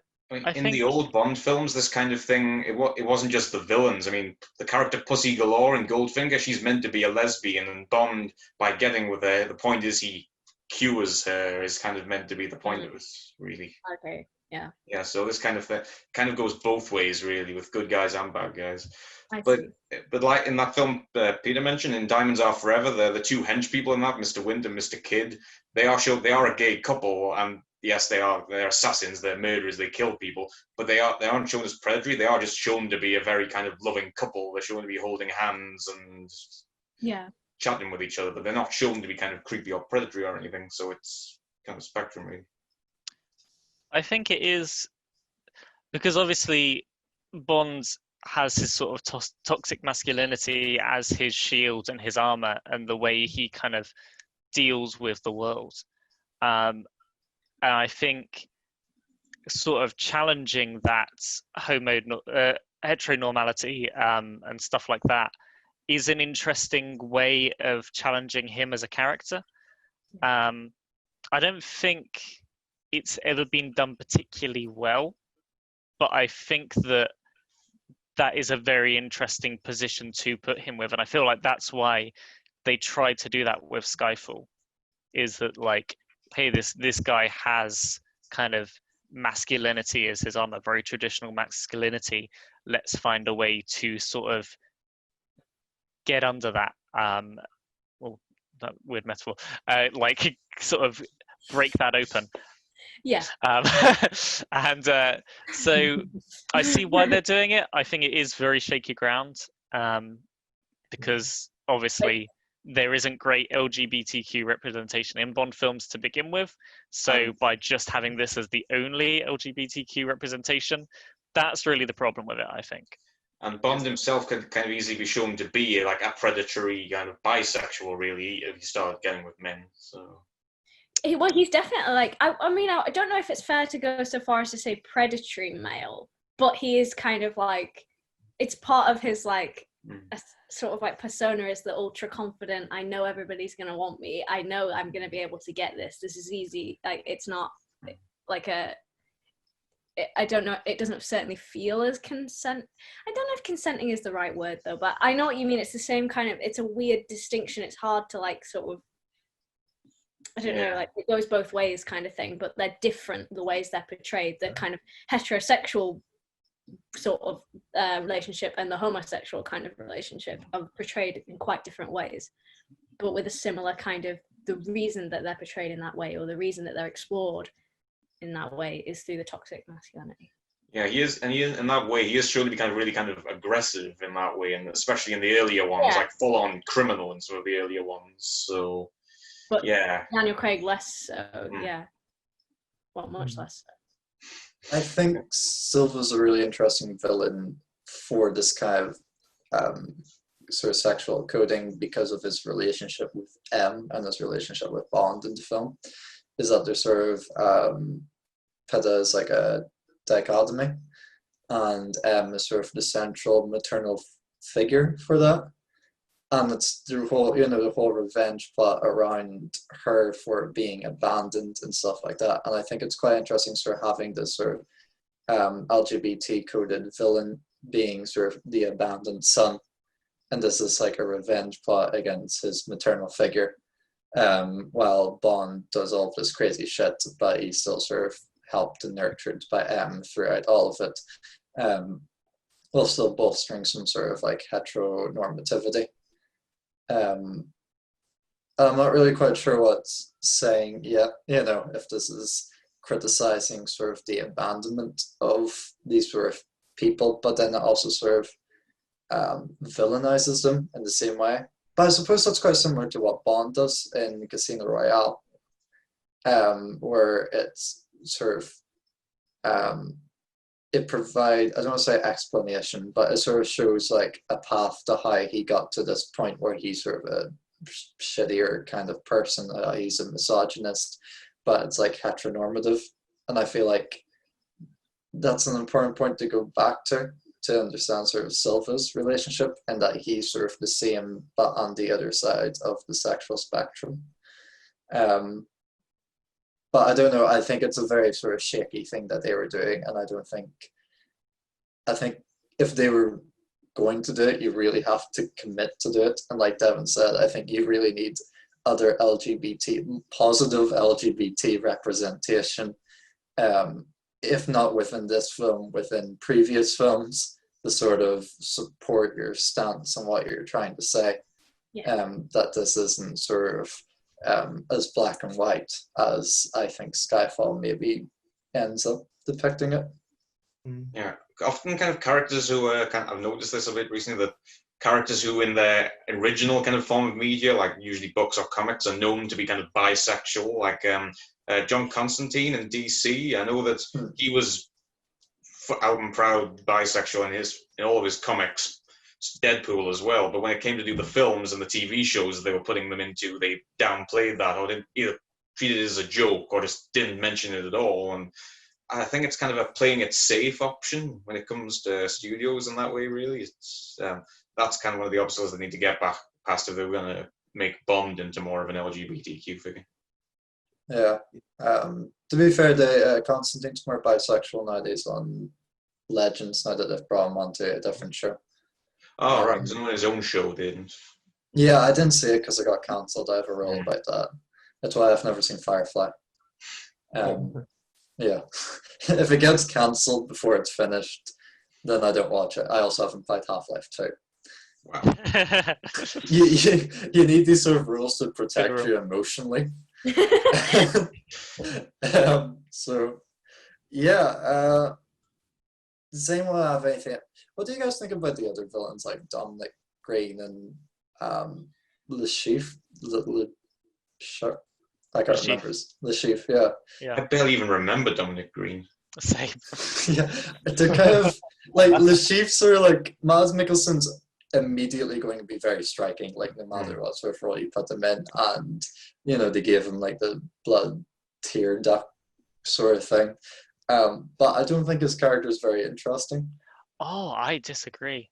Really? I mean, I mentioned it before. I think he's so sort of vulnerable and just scared, and that's not really. You don't really see a villain who's just so like in danger and anxious. And I found him so interesting as a villain. I agree with that, yeah, because most of them, when you see a Bond villain, they're in a huge like position of power, like they're a warlord or a businessman or a, you know, or they've got like or something like that at their back, like an army at their back, usually like hundreds of disposable henchmen to throw at Bond or something. But this guy is literally only got himself and a couple of other people. He is literally on the ropes, and these are the people who are kind of closing in on him, really. So yeah, I think that's an interesting dynamic there. I suppose he's in a more passive position throughout most of the film. Like, I think there's even a scene where hired goons are, I think it's sort of set up, you think they're going to go for Bond, but they're not. They're actually sent for the chief because he owes the money. And they get interrupted by Bond.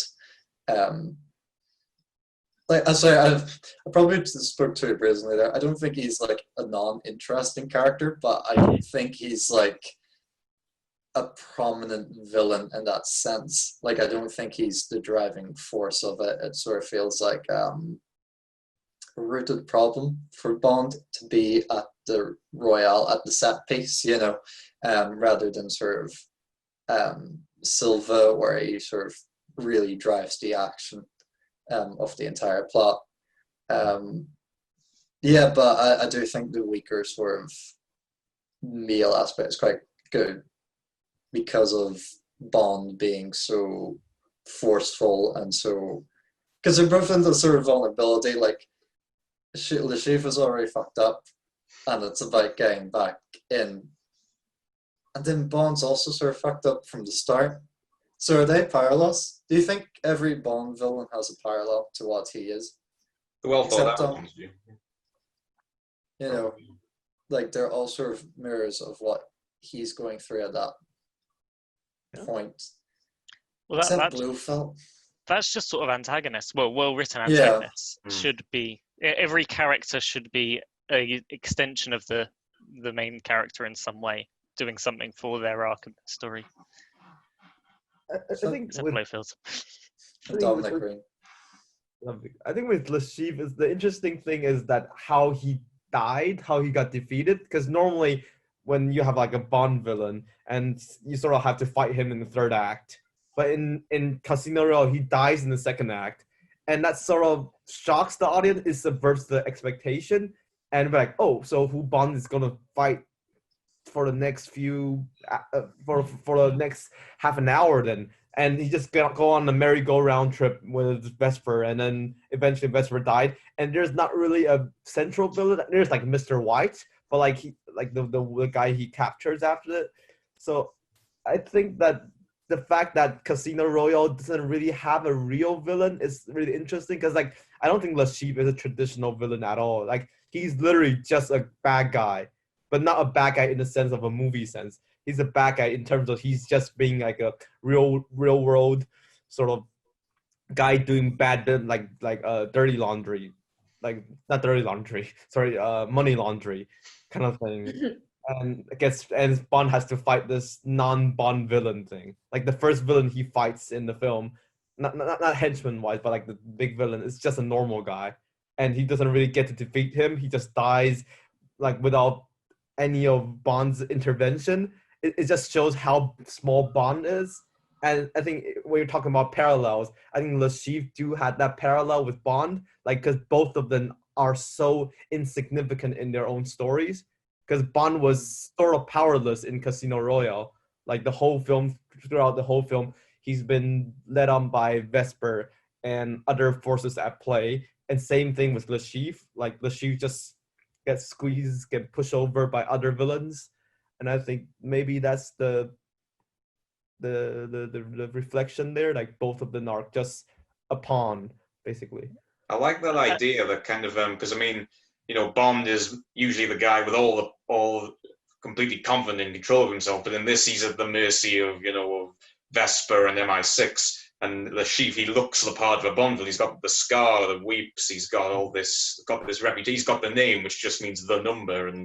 But he's at the mercy of people like Mr. White. So they're both kind of meant to be like kind of paper boats in a whirlpool kind of thing, really. They're both kind of, they look the part of these amazing, confident supermen, but they're really just, you know, being controlled and puppeted by all these other people. Yeah, the scar thing's actually another thing about, kind of similar to how Bond treats women. The villains were usually shown to have like this distinguishing deformity, really. Like, you know, Blofeld has a scar in the early ones. I know Christopher Lee played a villain with like 3 nipples once. The first Bond villain had robo hands. Just, I think, kind of deformities usually used in these things as well. Yeah. I think I saw a charity. Sorry. No, you go.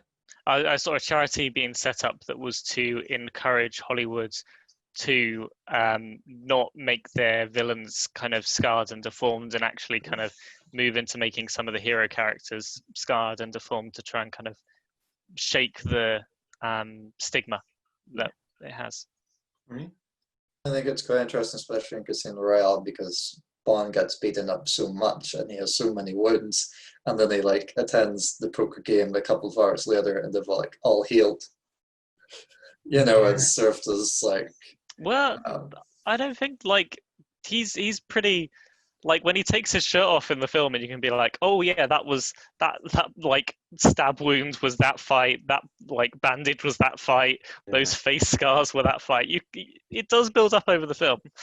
Yeah, a wee bit, but well. Like, I feel like it's more over the face. I feel like when you get to the end of the fight scene, I think he's a lot more damaged than he is. And then like when he comes back, there's like a little cut like here, like this tiny little one. And it's like there was clearly a lot more done to him throughout. I know this maybe is just like an oversight by the makeup department, or this is just a film anyway, so you really don't pay too much attention to how many cuts they have. But I think it's interesting compared to these deformed villains that Bond sort of I think that's sort of the thing with all of these, especially the Craig ones, is that their deformities exist on their face. It's something they can't hide. Well, all of Bond's sort of damage on his face, no matter what happens on the body, he's always able to conceal it. And everything that sort of happens on his face is fine, because Silva has the cyanide deformity, Lashif has the bleeding thing, and Blofeld eventually gets like the big scar across his eye. I can't remember what Dominic Green has, if he has anything. Right. He's so I think that's one of the reasons people don't remember him, really. There's nothing distinct. I mean, his name isn't even very scary. I mean, you've got Silver, you've got Blofeld, you've got Mr. Green. Like, no one remembers that. He's maybe like, oh my god, is it just Cluedo? Is Quantum Mr. just Green, Cluedo? Mr. White. Yeah, Mr. White. Oh my god. Oh my god.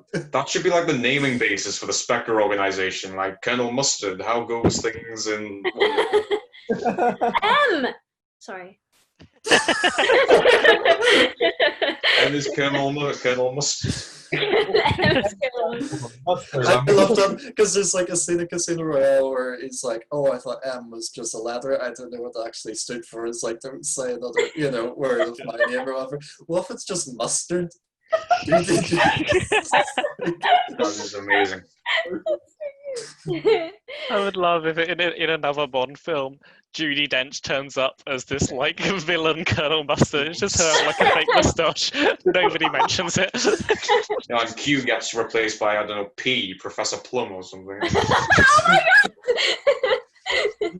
But no. I'm trying to think of our villains. There's Andrew Scott's character, C, Inspector. He's quite... I thought he was more interesting than Blofeld. I kind of wish he was the main villain in a lot of ways, because like he doesn't have a lot to do, but I think Andrew Scott's quite a talented actor anyway, and I think he does like quite a bit what he has. But I think that would have been a more interesting sort of thing of domestic security, maybe, or something like that.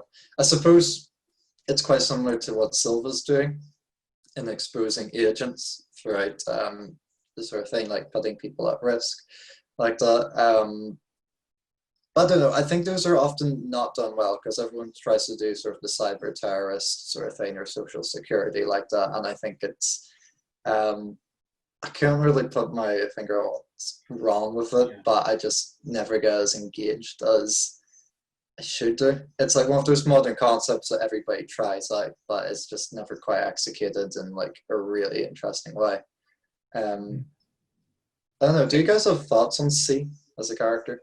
I think it might have been better if it revealed that he was Blofeld, maybe. Like they did what they did with maybe Iron Man 3, where they were scapegoating this big Scarface guy to be the main villain, but it turns out the guy offside all along was the villain. I think that might have been a bit more interesting. Like, he's quite obviously a villain from the start, right? He's certainly heavily implied. It really was like the years before Spectre came out. They took, I mean, Sherlock was like the thing at that point, and then Inglourious Basterds had just come out. So those were like the two hot villain actors. I feel they were both wasted. The fact they were both in the film before it came out was me like, wow, this is going to be really interesting for them to pull off two like of these amazing actors as like both fulfilling their potential as a villain role. Yeah, I don't think either did. Yeah. Sorry, Jerry. I think Duncan's idea of like doing an Iron Man 3 on Bond will be really interesting of deconstruction of villains. Because like the idea of like what we discussed about like Casino Royale, about everybody looking like the part but not really, and maybe that's how you can deconstruct Bond, like Bond as a mythology, Bond as a role or stereotype or as a thing. It's like, oh, maybe none of these are as it looks. Like maybe there's something more complicated beneath everything. Like maybe you can go back to the roots of Casino Royale of like, oh, it's not just simple police and yeah. That's what I was gonna say. Casino Royale already did that. They had the foreign scarred European accent antagonist who was actually just like a scared guy, and the real antagonist was the British guy. Yeah. But I suppose they don't try to hide it. It's not like a bait and switch, because I feel like at the start you know that he's in danger, like as a chief isn't sort of the main guy, that he owes money, or that he's sort of, I mean, I suppose like there's the bigger organization around it, but I think in terms of the flow of the film, there's certainly the moment where it's like, oh wow, there's another half an hour of the film left. Who's the big bad? Because yeah. And they bait and switch it again doing Quantum of Solace, when they sort of like zone in on the big bad with Mr. White. Yeah, but does anybody have anything else they want to add? Is this just Bond in general? Just Bond in general, sure. I showed Issa Casino Royale last night, and of course the opening scene of Casino Royale is in black and white, and I was like, this is a great film. This is a great film. This is the only good Bond film. And then it came up and it was in black and white, and she was like, "What? I'd rather watch a sexist one than a black and white one." So I enjoyed that. I kept her believing that it was black and white until like the red title screen. Oh my god. It's a great opening sequence. I like the black and white. Yeah. I'd happily watch a film in black and white, like a Bond one. Yeah, there's so many good black and white films. Yeah. This is where we all go and message Issa when. Yeah. What did you say? Watch Casablanca. Don't tell her I said that. There's no like public record of this. It's not streamed anywhere. It's fine. Right. Do you guys want to move on to the game? Okay. Shoot. Okay. This is highly experimental. I have no idea what it is. Actually, Kat has an idea of what it is, because I told her before she was going to be on the show. And now she can't. Oh, okay. She's remembered. So I've given you all a link to Wikipedia in the Zoom chat, and Oh yeah. I want you to click on it. And In the Zoom chat, I can't see it. they can't see it either. I'll Oh, repost it. I think you can only see the Zoom chat since you've been in it. Oh, So okay. like, if somebody new joins and there's stuff in the chat, you There we can't go. see That, it. that would make sense, because I posted it Have it before now. everyone was on. Yeah. Just like in preparation. Okay. Right, so click on that, and Got at it. the top left corner, just below the logo, there should be a little option called random article. I'd like you guys to share screen, All of All us. of us. all of you. Oh, I think that will work actually. Okay, it's just that we'll all.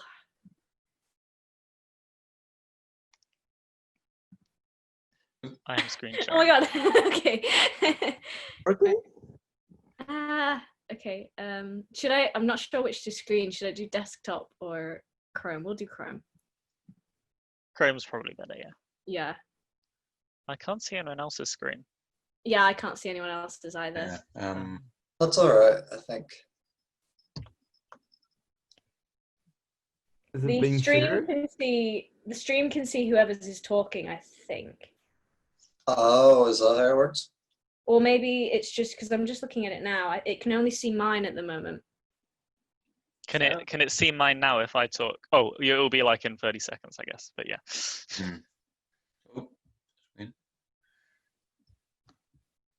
Probably should have tested the site beforehand. No, I think I- it should be okay though. Maybe I'll stop screen sharing and then maybe it will change. Maybe I don't know. Oh, I can swap share screen.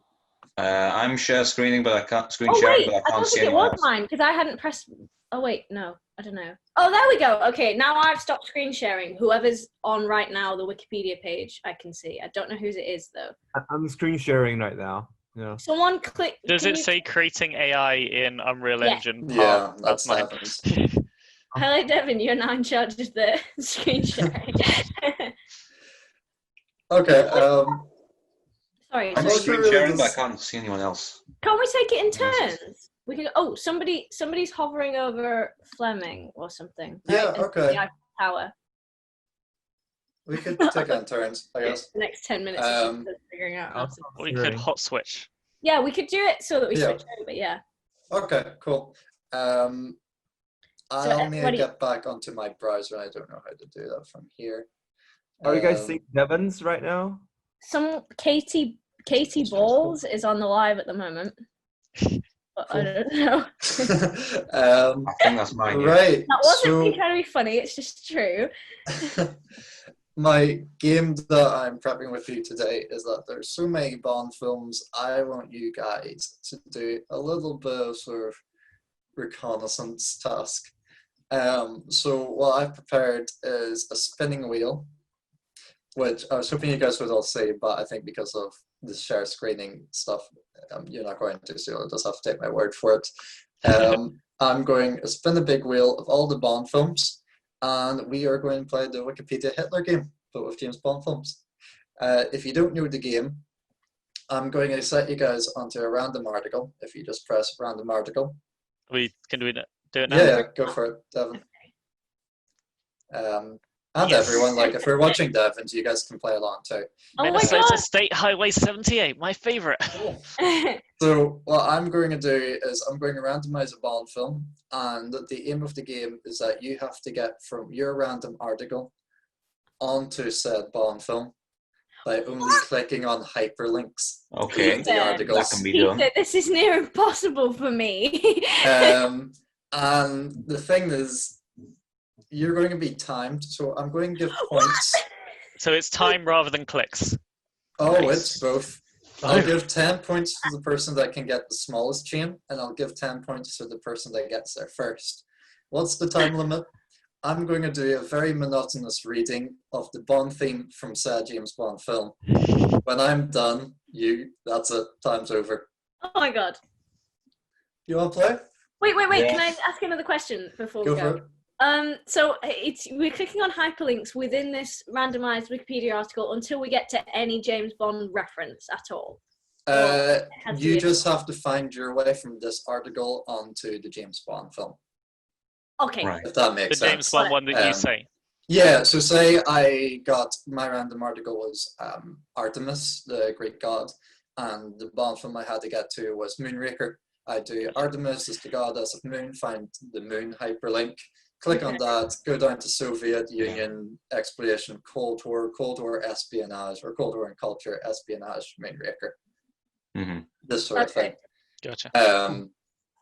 So yeah, I'll randomize a Bond film, and hopefully this will free it. So, I like that the audience can follow along with Devon. Wait, no, that's a lot of pressure. Okay, so your first one is Octopussy. I'm just going to get the lyrics up for Octopussy theme. We have to get to Octopussy. Yeah. From wherever we are now. Okay. Because we can only see Devon's screen, can you guys tell us what your random articles are? I am on Calamar Glassapple, which means glossy apple, and is an apple. It is an apple, the province of which has been disputed, and that species has been grown in Sweden. Oh, the audience can see your thing if you talk. Nice. Sorry, no, go on. Sorry, go. Mine's Shikama Station, which is a train station operated in Sanyo Electric Railway in Himeji Haigo province in Japan, prefecture in Japan. Cool. Fun for me. Devon, we can see yours is Minnesota State Highway 78. The Classic. one and only. Yeah. Gary?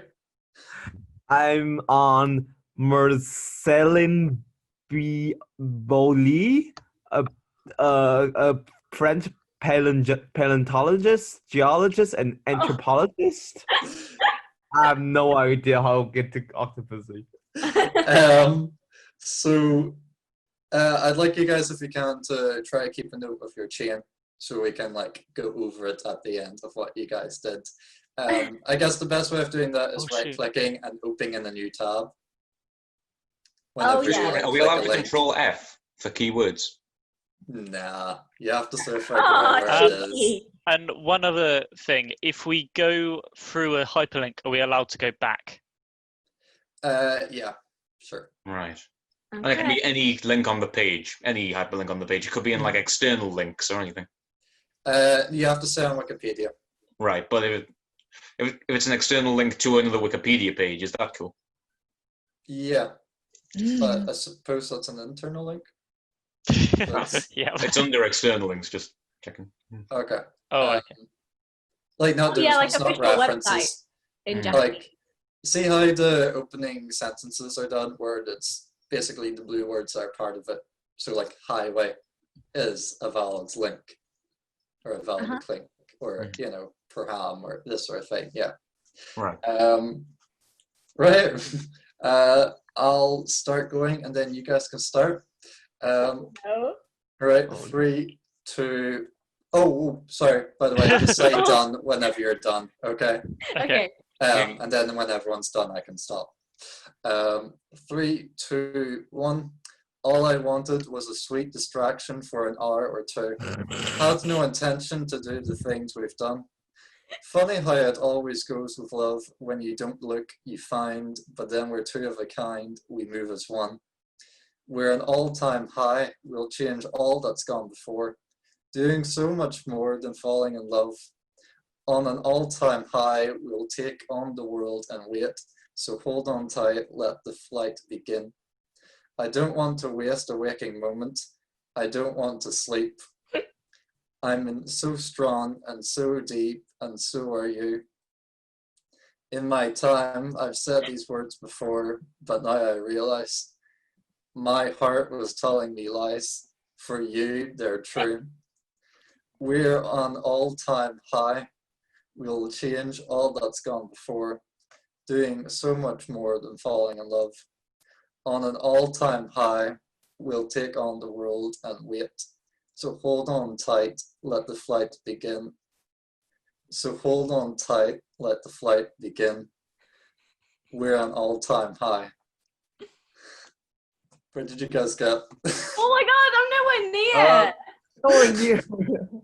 No, I knew. I've just got to where I need. Damn it. I'm getting there though. I've got an idea, but I don't know if. Do we have to stop? You guys, no, you guys can go on. Oh, okay. Oh my god. Oh. Oh.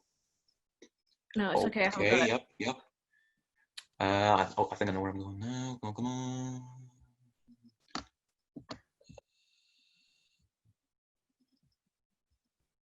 How do I get there? I'm not get there. Yes! No, I haven't got it yet.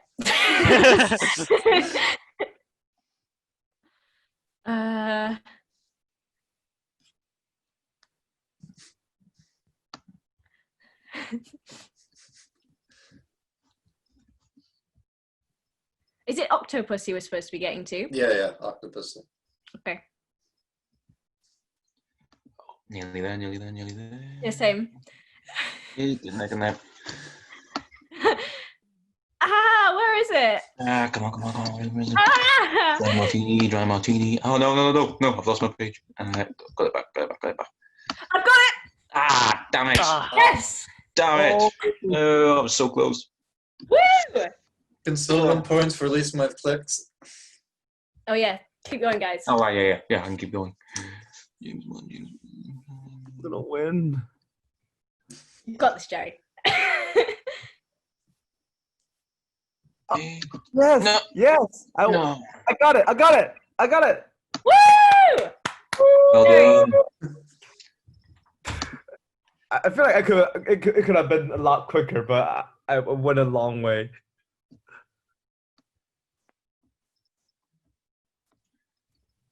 Okay, nearly there. Come on, Duncan. Yeah. I found it, but not the actual article. It's the article on the James Bond Wikipedia. Ah. Does that count? Oh, which would be Octopussy? Oh. Yes, yeah, that's it. Woohoo! Yay! Go Okay, Duncan. I'm just about to get to it. I'm on it right. Come on. You've got this. Come on, Duncan. Yep. Thank you. Okay, yep. I might not have got the small click. I've got it. I'm there. Cool. So we know Kat's got there first. Kat's humorous. What was your chain? Shall I give you proof, or do you want to trust me? I'll just trust you guys. Okay, so I went from Shikama Station. I clicked on train station. Then I clicked from train station onto British English because it was Britain that like introduced the railway system. Then I went to United Kingdom. Then I went to United Kingdom literature. Then I went to Ian Fleming. Then I went to James Bond. Then I went to Octopussy. Ace. Cool. Nice. Jerry, your tune?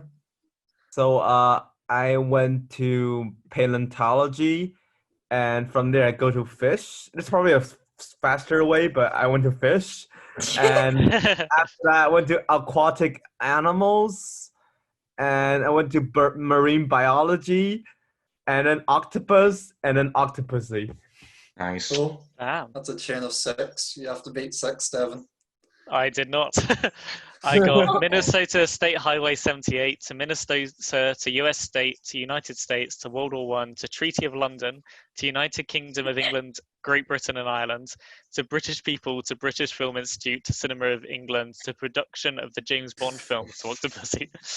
The man who invented the IMDb round. Wow. Pub quizzes. That is a long connection. Duncan? I went from the one I was on to Apple. From Apple, I went to tomato. There is a method to this. From tomato. Oh, hang on, no. I went from apple to fruit. Then from fruit, I went to tomato. Okay, yep, there's a method to this. From tomato, I went to potato. Yes, the potato. From potato, I went to vodka. From vodka, I went to the. From vodka, I went to what was the one after that? Oh damn it! There was so many things. Hang on, it's taking a little minute to load. To list of cocktails. From list of cocktails, I went to the Vesper Martini, which is the Bond Martini. After that, I went to after Vesper, I went to hang on. Oh, this is taking a minute to load. Next, to James Bond literary character. Then to list of Bond novels and short stories. To Octopussy and the Living Daylights. To Octopussy. Cool. Well, Jerry's got the shortest link there with 6, and Duncan had quite an impressive one of 10. Wow. I respect that potato to vodka. Yeah. That was quite something. That is impressive. Yeah, so Kat is on 10 points and Jerry's also on 10 points. Yay. Right, round 2. Oh, yay. Round So do we two. have to click back on your link that you sent us and then go from random from there? Yeah, go back to where you started. Yeah, okay. Hang Or on. the random article. Okay, so you are getting License to Kill. Wait. Do we just click on random article when you say no? Yeah, random article. Okay. Pakistan Textile Journal. Yep.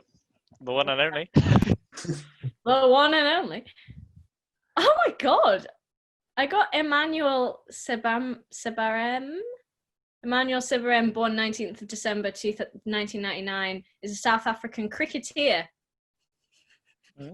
I got Leon Savary, a Swiss French-speaking writer and journalist from Payerne Vaud. Jerry? I got Bephocietias wedley, a deep-sea fish found in Megaloplica to Bath hypelagic regions of the ocean. What? I don't know how to pronounce any of those. It's just right. Okay, I won't time you guys, but I will read like the theme lyrics just to distract you. Oh, Where what's are the we film going again? again? Sorry. License to Kill. Okay. So the song is License to Kill by Gladys Knight. Or Gladys Knight, I don't know. Right. 3, 2, 1. Oh, I feel, I need, I've got to hold on to your love. Ooh, hey baby, thought you were the one who tried to run away. Ooh, baby, wasn't I the one who made you want to stay? Please don't bet that you'll ever escape me once I get my sight on you. Jesus. Got a license to kill, and you know I'm going straight for your heart. Got a license to kill. Got a license to kill, anyone who tries to tear us apart. Got a license to kill. License to kill. What was the film again? Hey, baby. What was Think the you need a film? friend to stand here by your side. Oh, that was it. What was it? License to Kill. Oh, thank you. I thought you were joking. Okay, Yes, you do. got it. Ooh, your side. Ooh, baby. Now you can depend on me to make things right. Things right.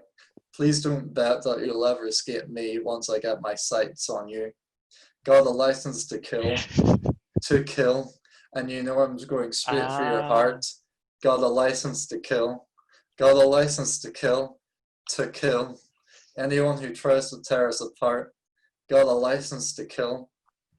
Got a license to kill, and you know I'm going straight for your heart. Got a license to kill. Got a license to kill, anyone who tries to tear us apart. Got a license to kill. Say that somebody tries to make a move on you in the blink of an eye, I will be there too, and they better know I am going to make them pay till their dying day, till their dying day, till their dying day. Got a license to kill, and you know I'm going straight for your heart, baby. Got a license to kill, anyone who tries to tear us apart.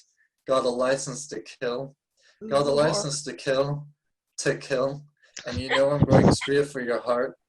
Got a license to kill, got a license to kill, anyone who tries to tear us apart. Got a license to kill, got a hold on to your loving, license to kill. Ooh. Oh, Ooh. I couldn't find it. It's so hard. Come on, Jerry, you've got this. I think I'm digging myself deeper and deeper into the rabbit hole. I can't get out of. This is a weird one. Of all the ones I picked, this is the weirdest. Where are you at? Oh no, in fact, we shouldn't know, should we, I guess? No, it's fine, it's fine. I'm at gentleman, so I'm close. Okay, that's not bad. Duncan, how are you doing? Not great. Oh God, I don't know how I even got this one. Nope, that's not good. That's no good. So hard. Oof, wow. Nope. Come on. We can do this. We've got this, guys. I can see where I might need to go, but It seems a really hard game. Let's see. Come on. Oh fuck. I went into the wrong link, I think. I thought gentleman will make it easier, but it doesn't. There's a lot of gentlemen in the world. Oh, hang on. I think I know where I'm going now. Why is this thing so slow? Stupid slow laptop. For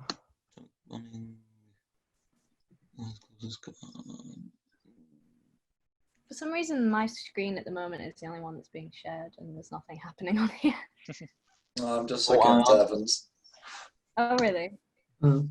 I can only see Devon's. That's my list. United Kingdom. I think I might be getting it. I'm very close. License to Kill, isn't it? Yes. Yeah. You've got this. Do you want me to do the song again? Yes, please do the song again. No. Julie, you don't hate me that much. I joke with this. You have a lovely singing voice. I'm sure. I wonder how many I'm getting it. Oh, sorry. Sorry. No. I was just going to say, I wonder how many times it actually says "got a license to kill" in it. Say that in pretty much all the Bond films, actually. They always say you have a license to kill, so I guess that's where they're getting it from. Yeah. Oh my god, it's produced I'm by a here. man called Albert. Oh, Jerry's got it. You got This is so it! hard. I feel like every time I try to every time there's always like a place that I could get to it easier. It always seems easier, and then when I start clicking on it, it becomes like so complicated beyond. Oh my god! It's just they've thrown me a bone. Hang on, I'm 2 steps away. I'm 2 steps away. Oh. Come on! Oh my god! This has just thrown me a bone. You've got this, Duncan. I have. Thank you very much, Kat. I've got it. I'm here. Where the hell is this? Oh my god! I can't believe it's doing this. List. Come on. I'm on a list of Bond. Okay, now I'm here. Woohoo! Jerry, I'm really interested to see your chain. So, as you know, I came from like a deep sea fish. So my first link is angler fish, and from angler fish I went to aggressive mimicry, and then on there I went to heterosexuality. Heterosexuality. I went to male. From male I went to gentleman. From gentleman I went to queen. From Queen, I went to UK. From UK, I went to James Bond. From James Bond, I went to License to Kill. Cool, right. So Jerry's got 9. Nice. Kat, can you beat that? Maybe. So I started with Emmanuel Sebarem, who was born in the Democratic Republic of Congo. So I went to the Democratic. That was my first link. Then from the Democratic Republic of Congo, I went to Africa. Then from Africa, I went to World War II because of the independence struggles. Then from World War II, I went to Winston Churchill. Then from Winston Churchill, I went to the Prime Minister of the United Kingdom. From Prime Minister of the United Kingdom, I went to the United Kingdom. Then I went to Ian Fleming. Then I went to James Bond. Then I went to License to Kill. Ah, that's the same as Jerry's. Yeah. Yeah, pretty Duncan, much. or the same number. Strap in. I went from Leon Savary to, World War II. From World War II, I went to, and this included a lot of backing up. So, come on, World War II to United Kingdom. From United Kingdom, I went to, I'm just refreshing this myself, having to fast forward. United Kingdom to, yes. Come on. Hang on a sec. United Kingdom, I went to production of James Bond. And from production of James Bond films, I went to... How did you get so License to Kill. Yeah. License to Kill. 4? So you had 4 connections, really? Yeah, but it took me ages because I was backing up and clicking around a lot. But yeah, I was finding World War II was a good find for me. That's good. Great. Devon, you've already won 10 points. Are you going to win another? I will say I did have it very easy with Pakistan Textile Journal. So Yeah. I went from there to English language to England to production of James Bond films to License to Kill. That's 4 as well. Wow. Do you both get 5 I'll give points? you guys both 10 points each. So Yeah. Devon is now on 20 and Duncan's got 10. Nice. So, right, do one more. Yay! So License to Kill is incidentally one of the best Bond films. There we go. It's got that guy in it from Die Hard and The Goonies. He's been in both those movies. Right, and your next one is... Oh, Oh, okay. what is it? No Time to Die. Oh my Oh. god. Very, very, Oh. very suiting for Oh. the show. Of course, this is Road to No Time to Die. Oh. Of course, I'll be reading out the Billie Eilish one. Oh wow. I know Devon doesn't like to hear the themes before they're in the film. Would you like me to choose another theme, Devon? It's fine. I'll be too focused on It'll be a winning. unique experience as well here. Peter's, you know. I'll take this as an honor that your first memory of No Time to Die will be my reading of it. Shall we read out what our random articles as well? Yeah, of course. Mine's the 2009 to 2010 Macedonian Second Football League. I've got the 2017 UK Independence Party leadership election. I have introduced mammals on seabird breeding islands. My God. Mine is Western Market, but not the Western Market. It's a market in Washington, D.C. And the only links I see on this page is Eastern Market. That is so good. Can I just say, on my page, there's literally no links virtually except for the 2010 Macedonian First Football League. Oh my God. I'm going to correct myself. I got both Eastern Market and Center Market. I have no idea. How could you miss that? Yeah, exactly. Oh my God. I mean, guys, I hear what you're saying, but the election was won by Henry Bolton with 30% of the vote. So. Oh Oh, He looks like a Bond villain. Or rather, he looks like the British guy behind the vaguely European Bond villain. How am I supposed to go from here? yes, really? Yeah. Yeah. 3, 2, 1. I should have known. I'd leave alone. Just goes to show that the blood you bleed is just the blood you owe. We were a pair, but I saw you there. Too much to bear. You were my life, but life is far away from fair. Was I stupid to love you? Was I reckless to help? Was it obvious to everybody else that I'd fallen for a lie? You were never on my side. Fool me once, fool me twice. Are you death or paradise? Now you'll never see me cry. There's just no time to die. I let it burn. You're no longer my concern. Faces from my past return. Another lesson yet to learn. That I'd fallen for a lie. You were never on my side. Fool me once, fool me twice. Are you death or paradise? Now you'll never see me cry. There's just no time to die. No time to die. No time to die. Fool me once, fool me twice. Are you death or paradise? Now you'll never see me cry. There's just no time to die. I got it. What? Wow. Oh, Ow. I didn't cheat it, but I sort of used the similar path like I did last time. Jerry's finished first, which Wow. brings him to 20 points, tying with Devon from last round. I'm literally not close at all.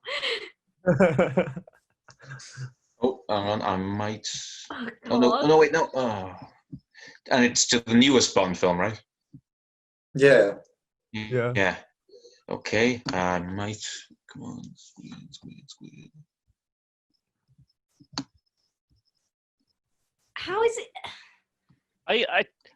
I'm on the 2017 United Kingdom general election, and I can't find any reference to the United Kingdom or England on this page. I'm on Manchester United and I can't find anything to do with UK or England as well. I didn't want I'm to looking say at Devon. squid, and I'm looking for a smirker reference. Try Brexit. That's Oh, probably wow. There must be. Yeah, that's what I'm thinking. Oh, I might have found something. Yes. Damn it. Well, I'm not there yet. I've not got it. I'm just trying to find something. Yes. Oh my God, we're there. We're almost there. We've got this. Easy.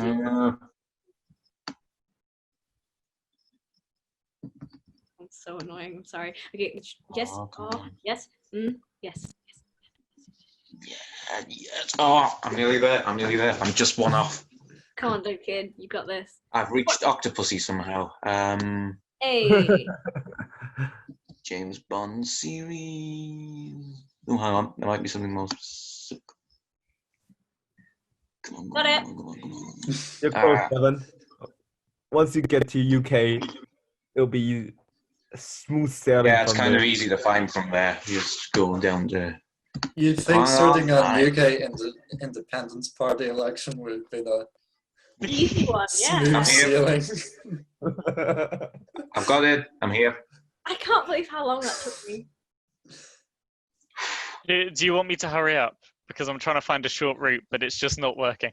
No, this is quite fun. I can only really see your screen. I can see your screen now, yeah.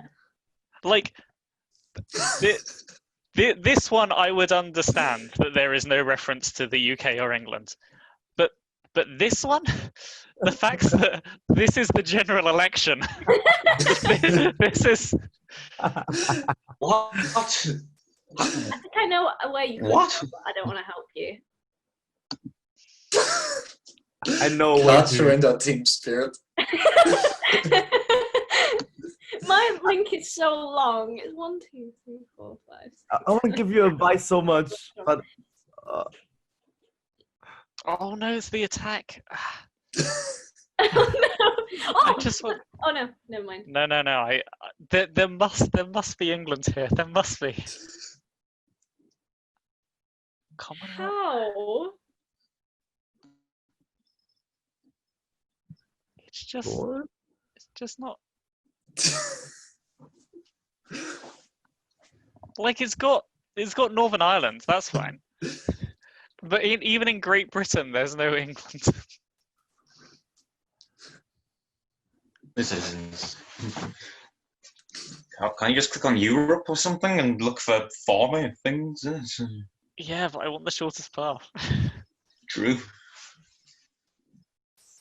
I guess I can't. I guess it.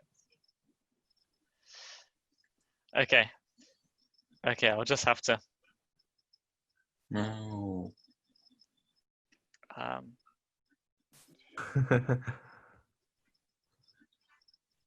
maybe the UKIP party. Find I'll go on Yes. Brexit, and then that's just an extra step. I think Bond would have voted UKIP. If he voted, I imagine that's where he voted.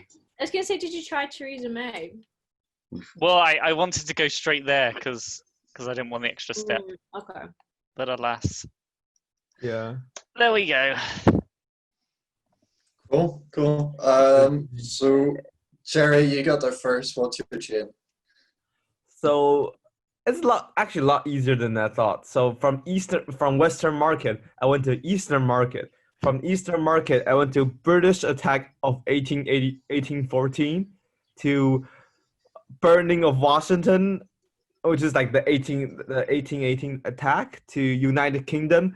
And surprisingly, United Kingdom and United Kingdom of Great Britain, Northern Ireland is 2 separate pages, I think. And so from there, I went to United Kingdom, Great Britain, and Northern Ireland. From there, I went to production. From there, I went to Bond, I think. Yeah, I went to from there. I went to the James Bond page where there's No Time to Die. So 1, 2, 3, 4, 6, 7, 8. Yeah, 8. Cool. Devon, can you beat 8? I had 2017 UK Independence Party leadership election, to the general election of that year, to Brexit, to United Kingdom, to production of James Bond films, to No Time to Die. So that's 5. 5. Nice. Kat? Or Duncan? I had introduced mammals on seabird breathing islands to penguin. And from penguin, I went to squid. From squid, I went to octopus. From octopus, I went to octopussy. And from octopussy, I went to to a list of James Bond films, and from a list of James Bond films, I went from No Time to Die. Cool. 6. Kat, are you ready? Yeah. So I went from the 2009 to 2010 Macedonian Second Football League to the 2010 to 11 Macedonian Second Football League to this thing that I don't really know what it is, FK11 Oktomvri, which is a football club from Macedonia. Then I went to the Premier League, which in England. Then I went to United Kingdom and Ireland. Then I went to Manchester from. Oh no, wait! I must have gone back or something. Take that one away because I think I must have gone. Oh no, never mind. We'll go from Premier League, and then I went to Manchester United. Then from Manchester United, I went to England. Then from England, I went to United Kingdom. Then from United Kingdom, I went to James Bond, and then from James Bond, I got to No Time to Die. I may have got a little confused on the retracting, but I think that's about 8 or 9. Yeah, I think it's on my account here. I think it's 10, but okay. So Devon also got the shortest one. No, sorry, he got Devon didn't get there first. It was Jerry that got there first. Getting confused. Okay, so Devon got the shortest link, which means he has 30 points. Kat and Duncan are tied with 10, and Jerry is second place with 20. Yay! Well done. And that's our game. We tried something new. That was really fun. I really enjoyed that. Yeah. Me too. I hope the visual element works. Hi, stream people, viewers. I hope this worked for you. I hope it works when I pop on YouTube later. Right? Well, I guess that's sort of us done for our show today. Do we have anything we want to plug? Films, I guess. So on Monday, the Netflix party is at 7 o'clock again, and we're showing The Blues Brothers.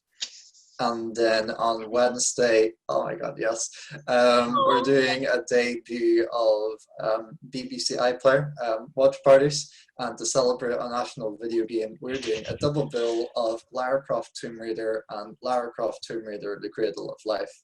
Do we have anything else other than the next stream? We'll be using Discord to talk on it because it doesn't have a chat feature. So if you want the Discord, please just message any of the committee members, me or Peter, or anybody else. Yeah. That's at 7 on Wednesday. Yeah, that's great. Congratulations to all the new editors for the Courier, I guess, or in order. It's a thing for student media. Yeah, I think that's really it. Does anyone else have anything to plug? Jerry, do you want to plug your quarantine talk? Yeah. Come follow us on Quarantine Talk. We're now on Spotify. We have new episodes every Monday, so have a listen. Yeah. Right. Great. In the next, I'm hoping next couple of weeks or so, I'm going to release a YouTube video about Disney remakes. So if people want to keep their eyes peeled for that, hopefully it'll be around that. Might be longer. Great. Yeah, I think that's everything. Awkward bye time. Thank you for Bye. listening. Thanks for having us, guys. Bye. Bye. Bye. Bye.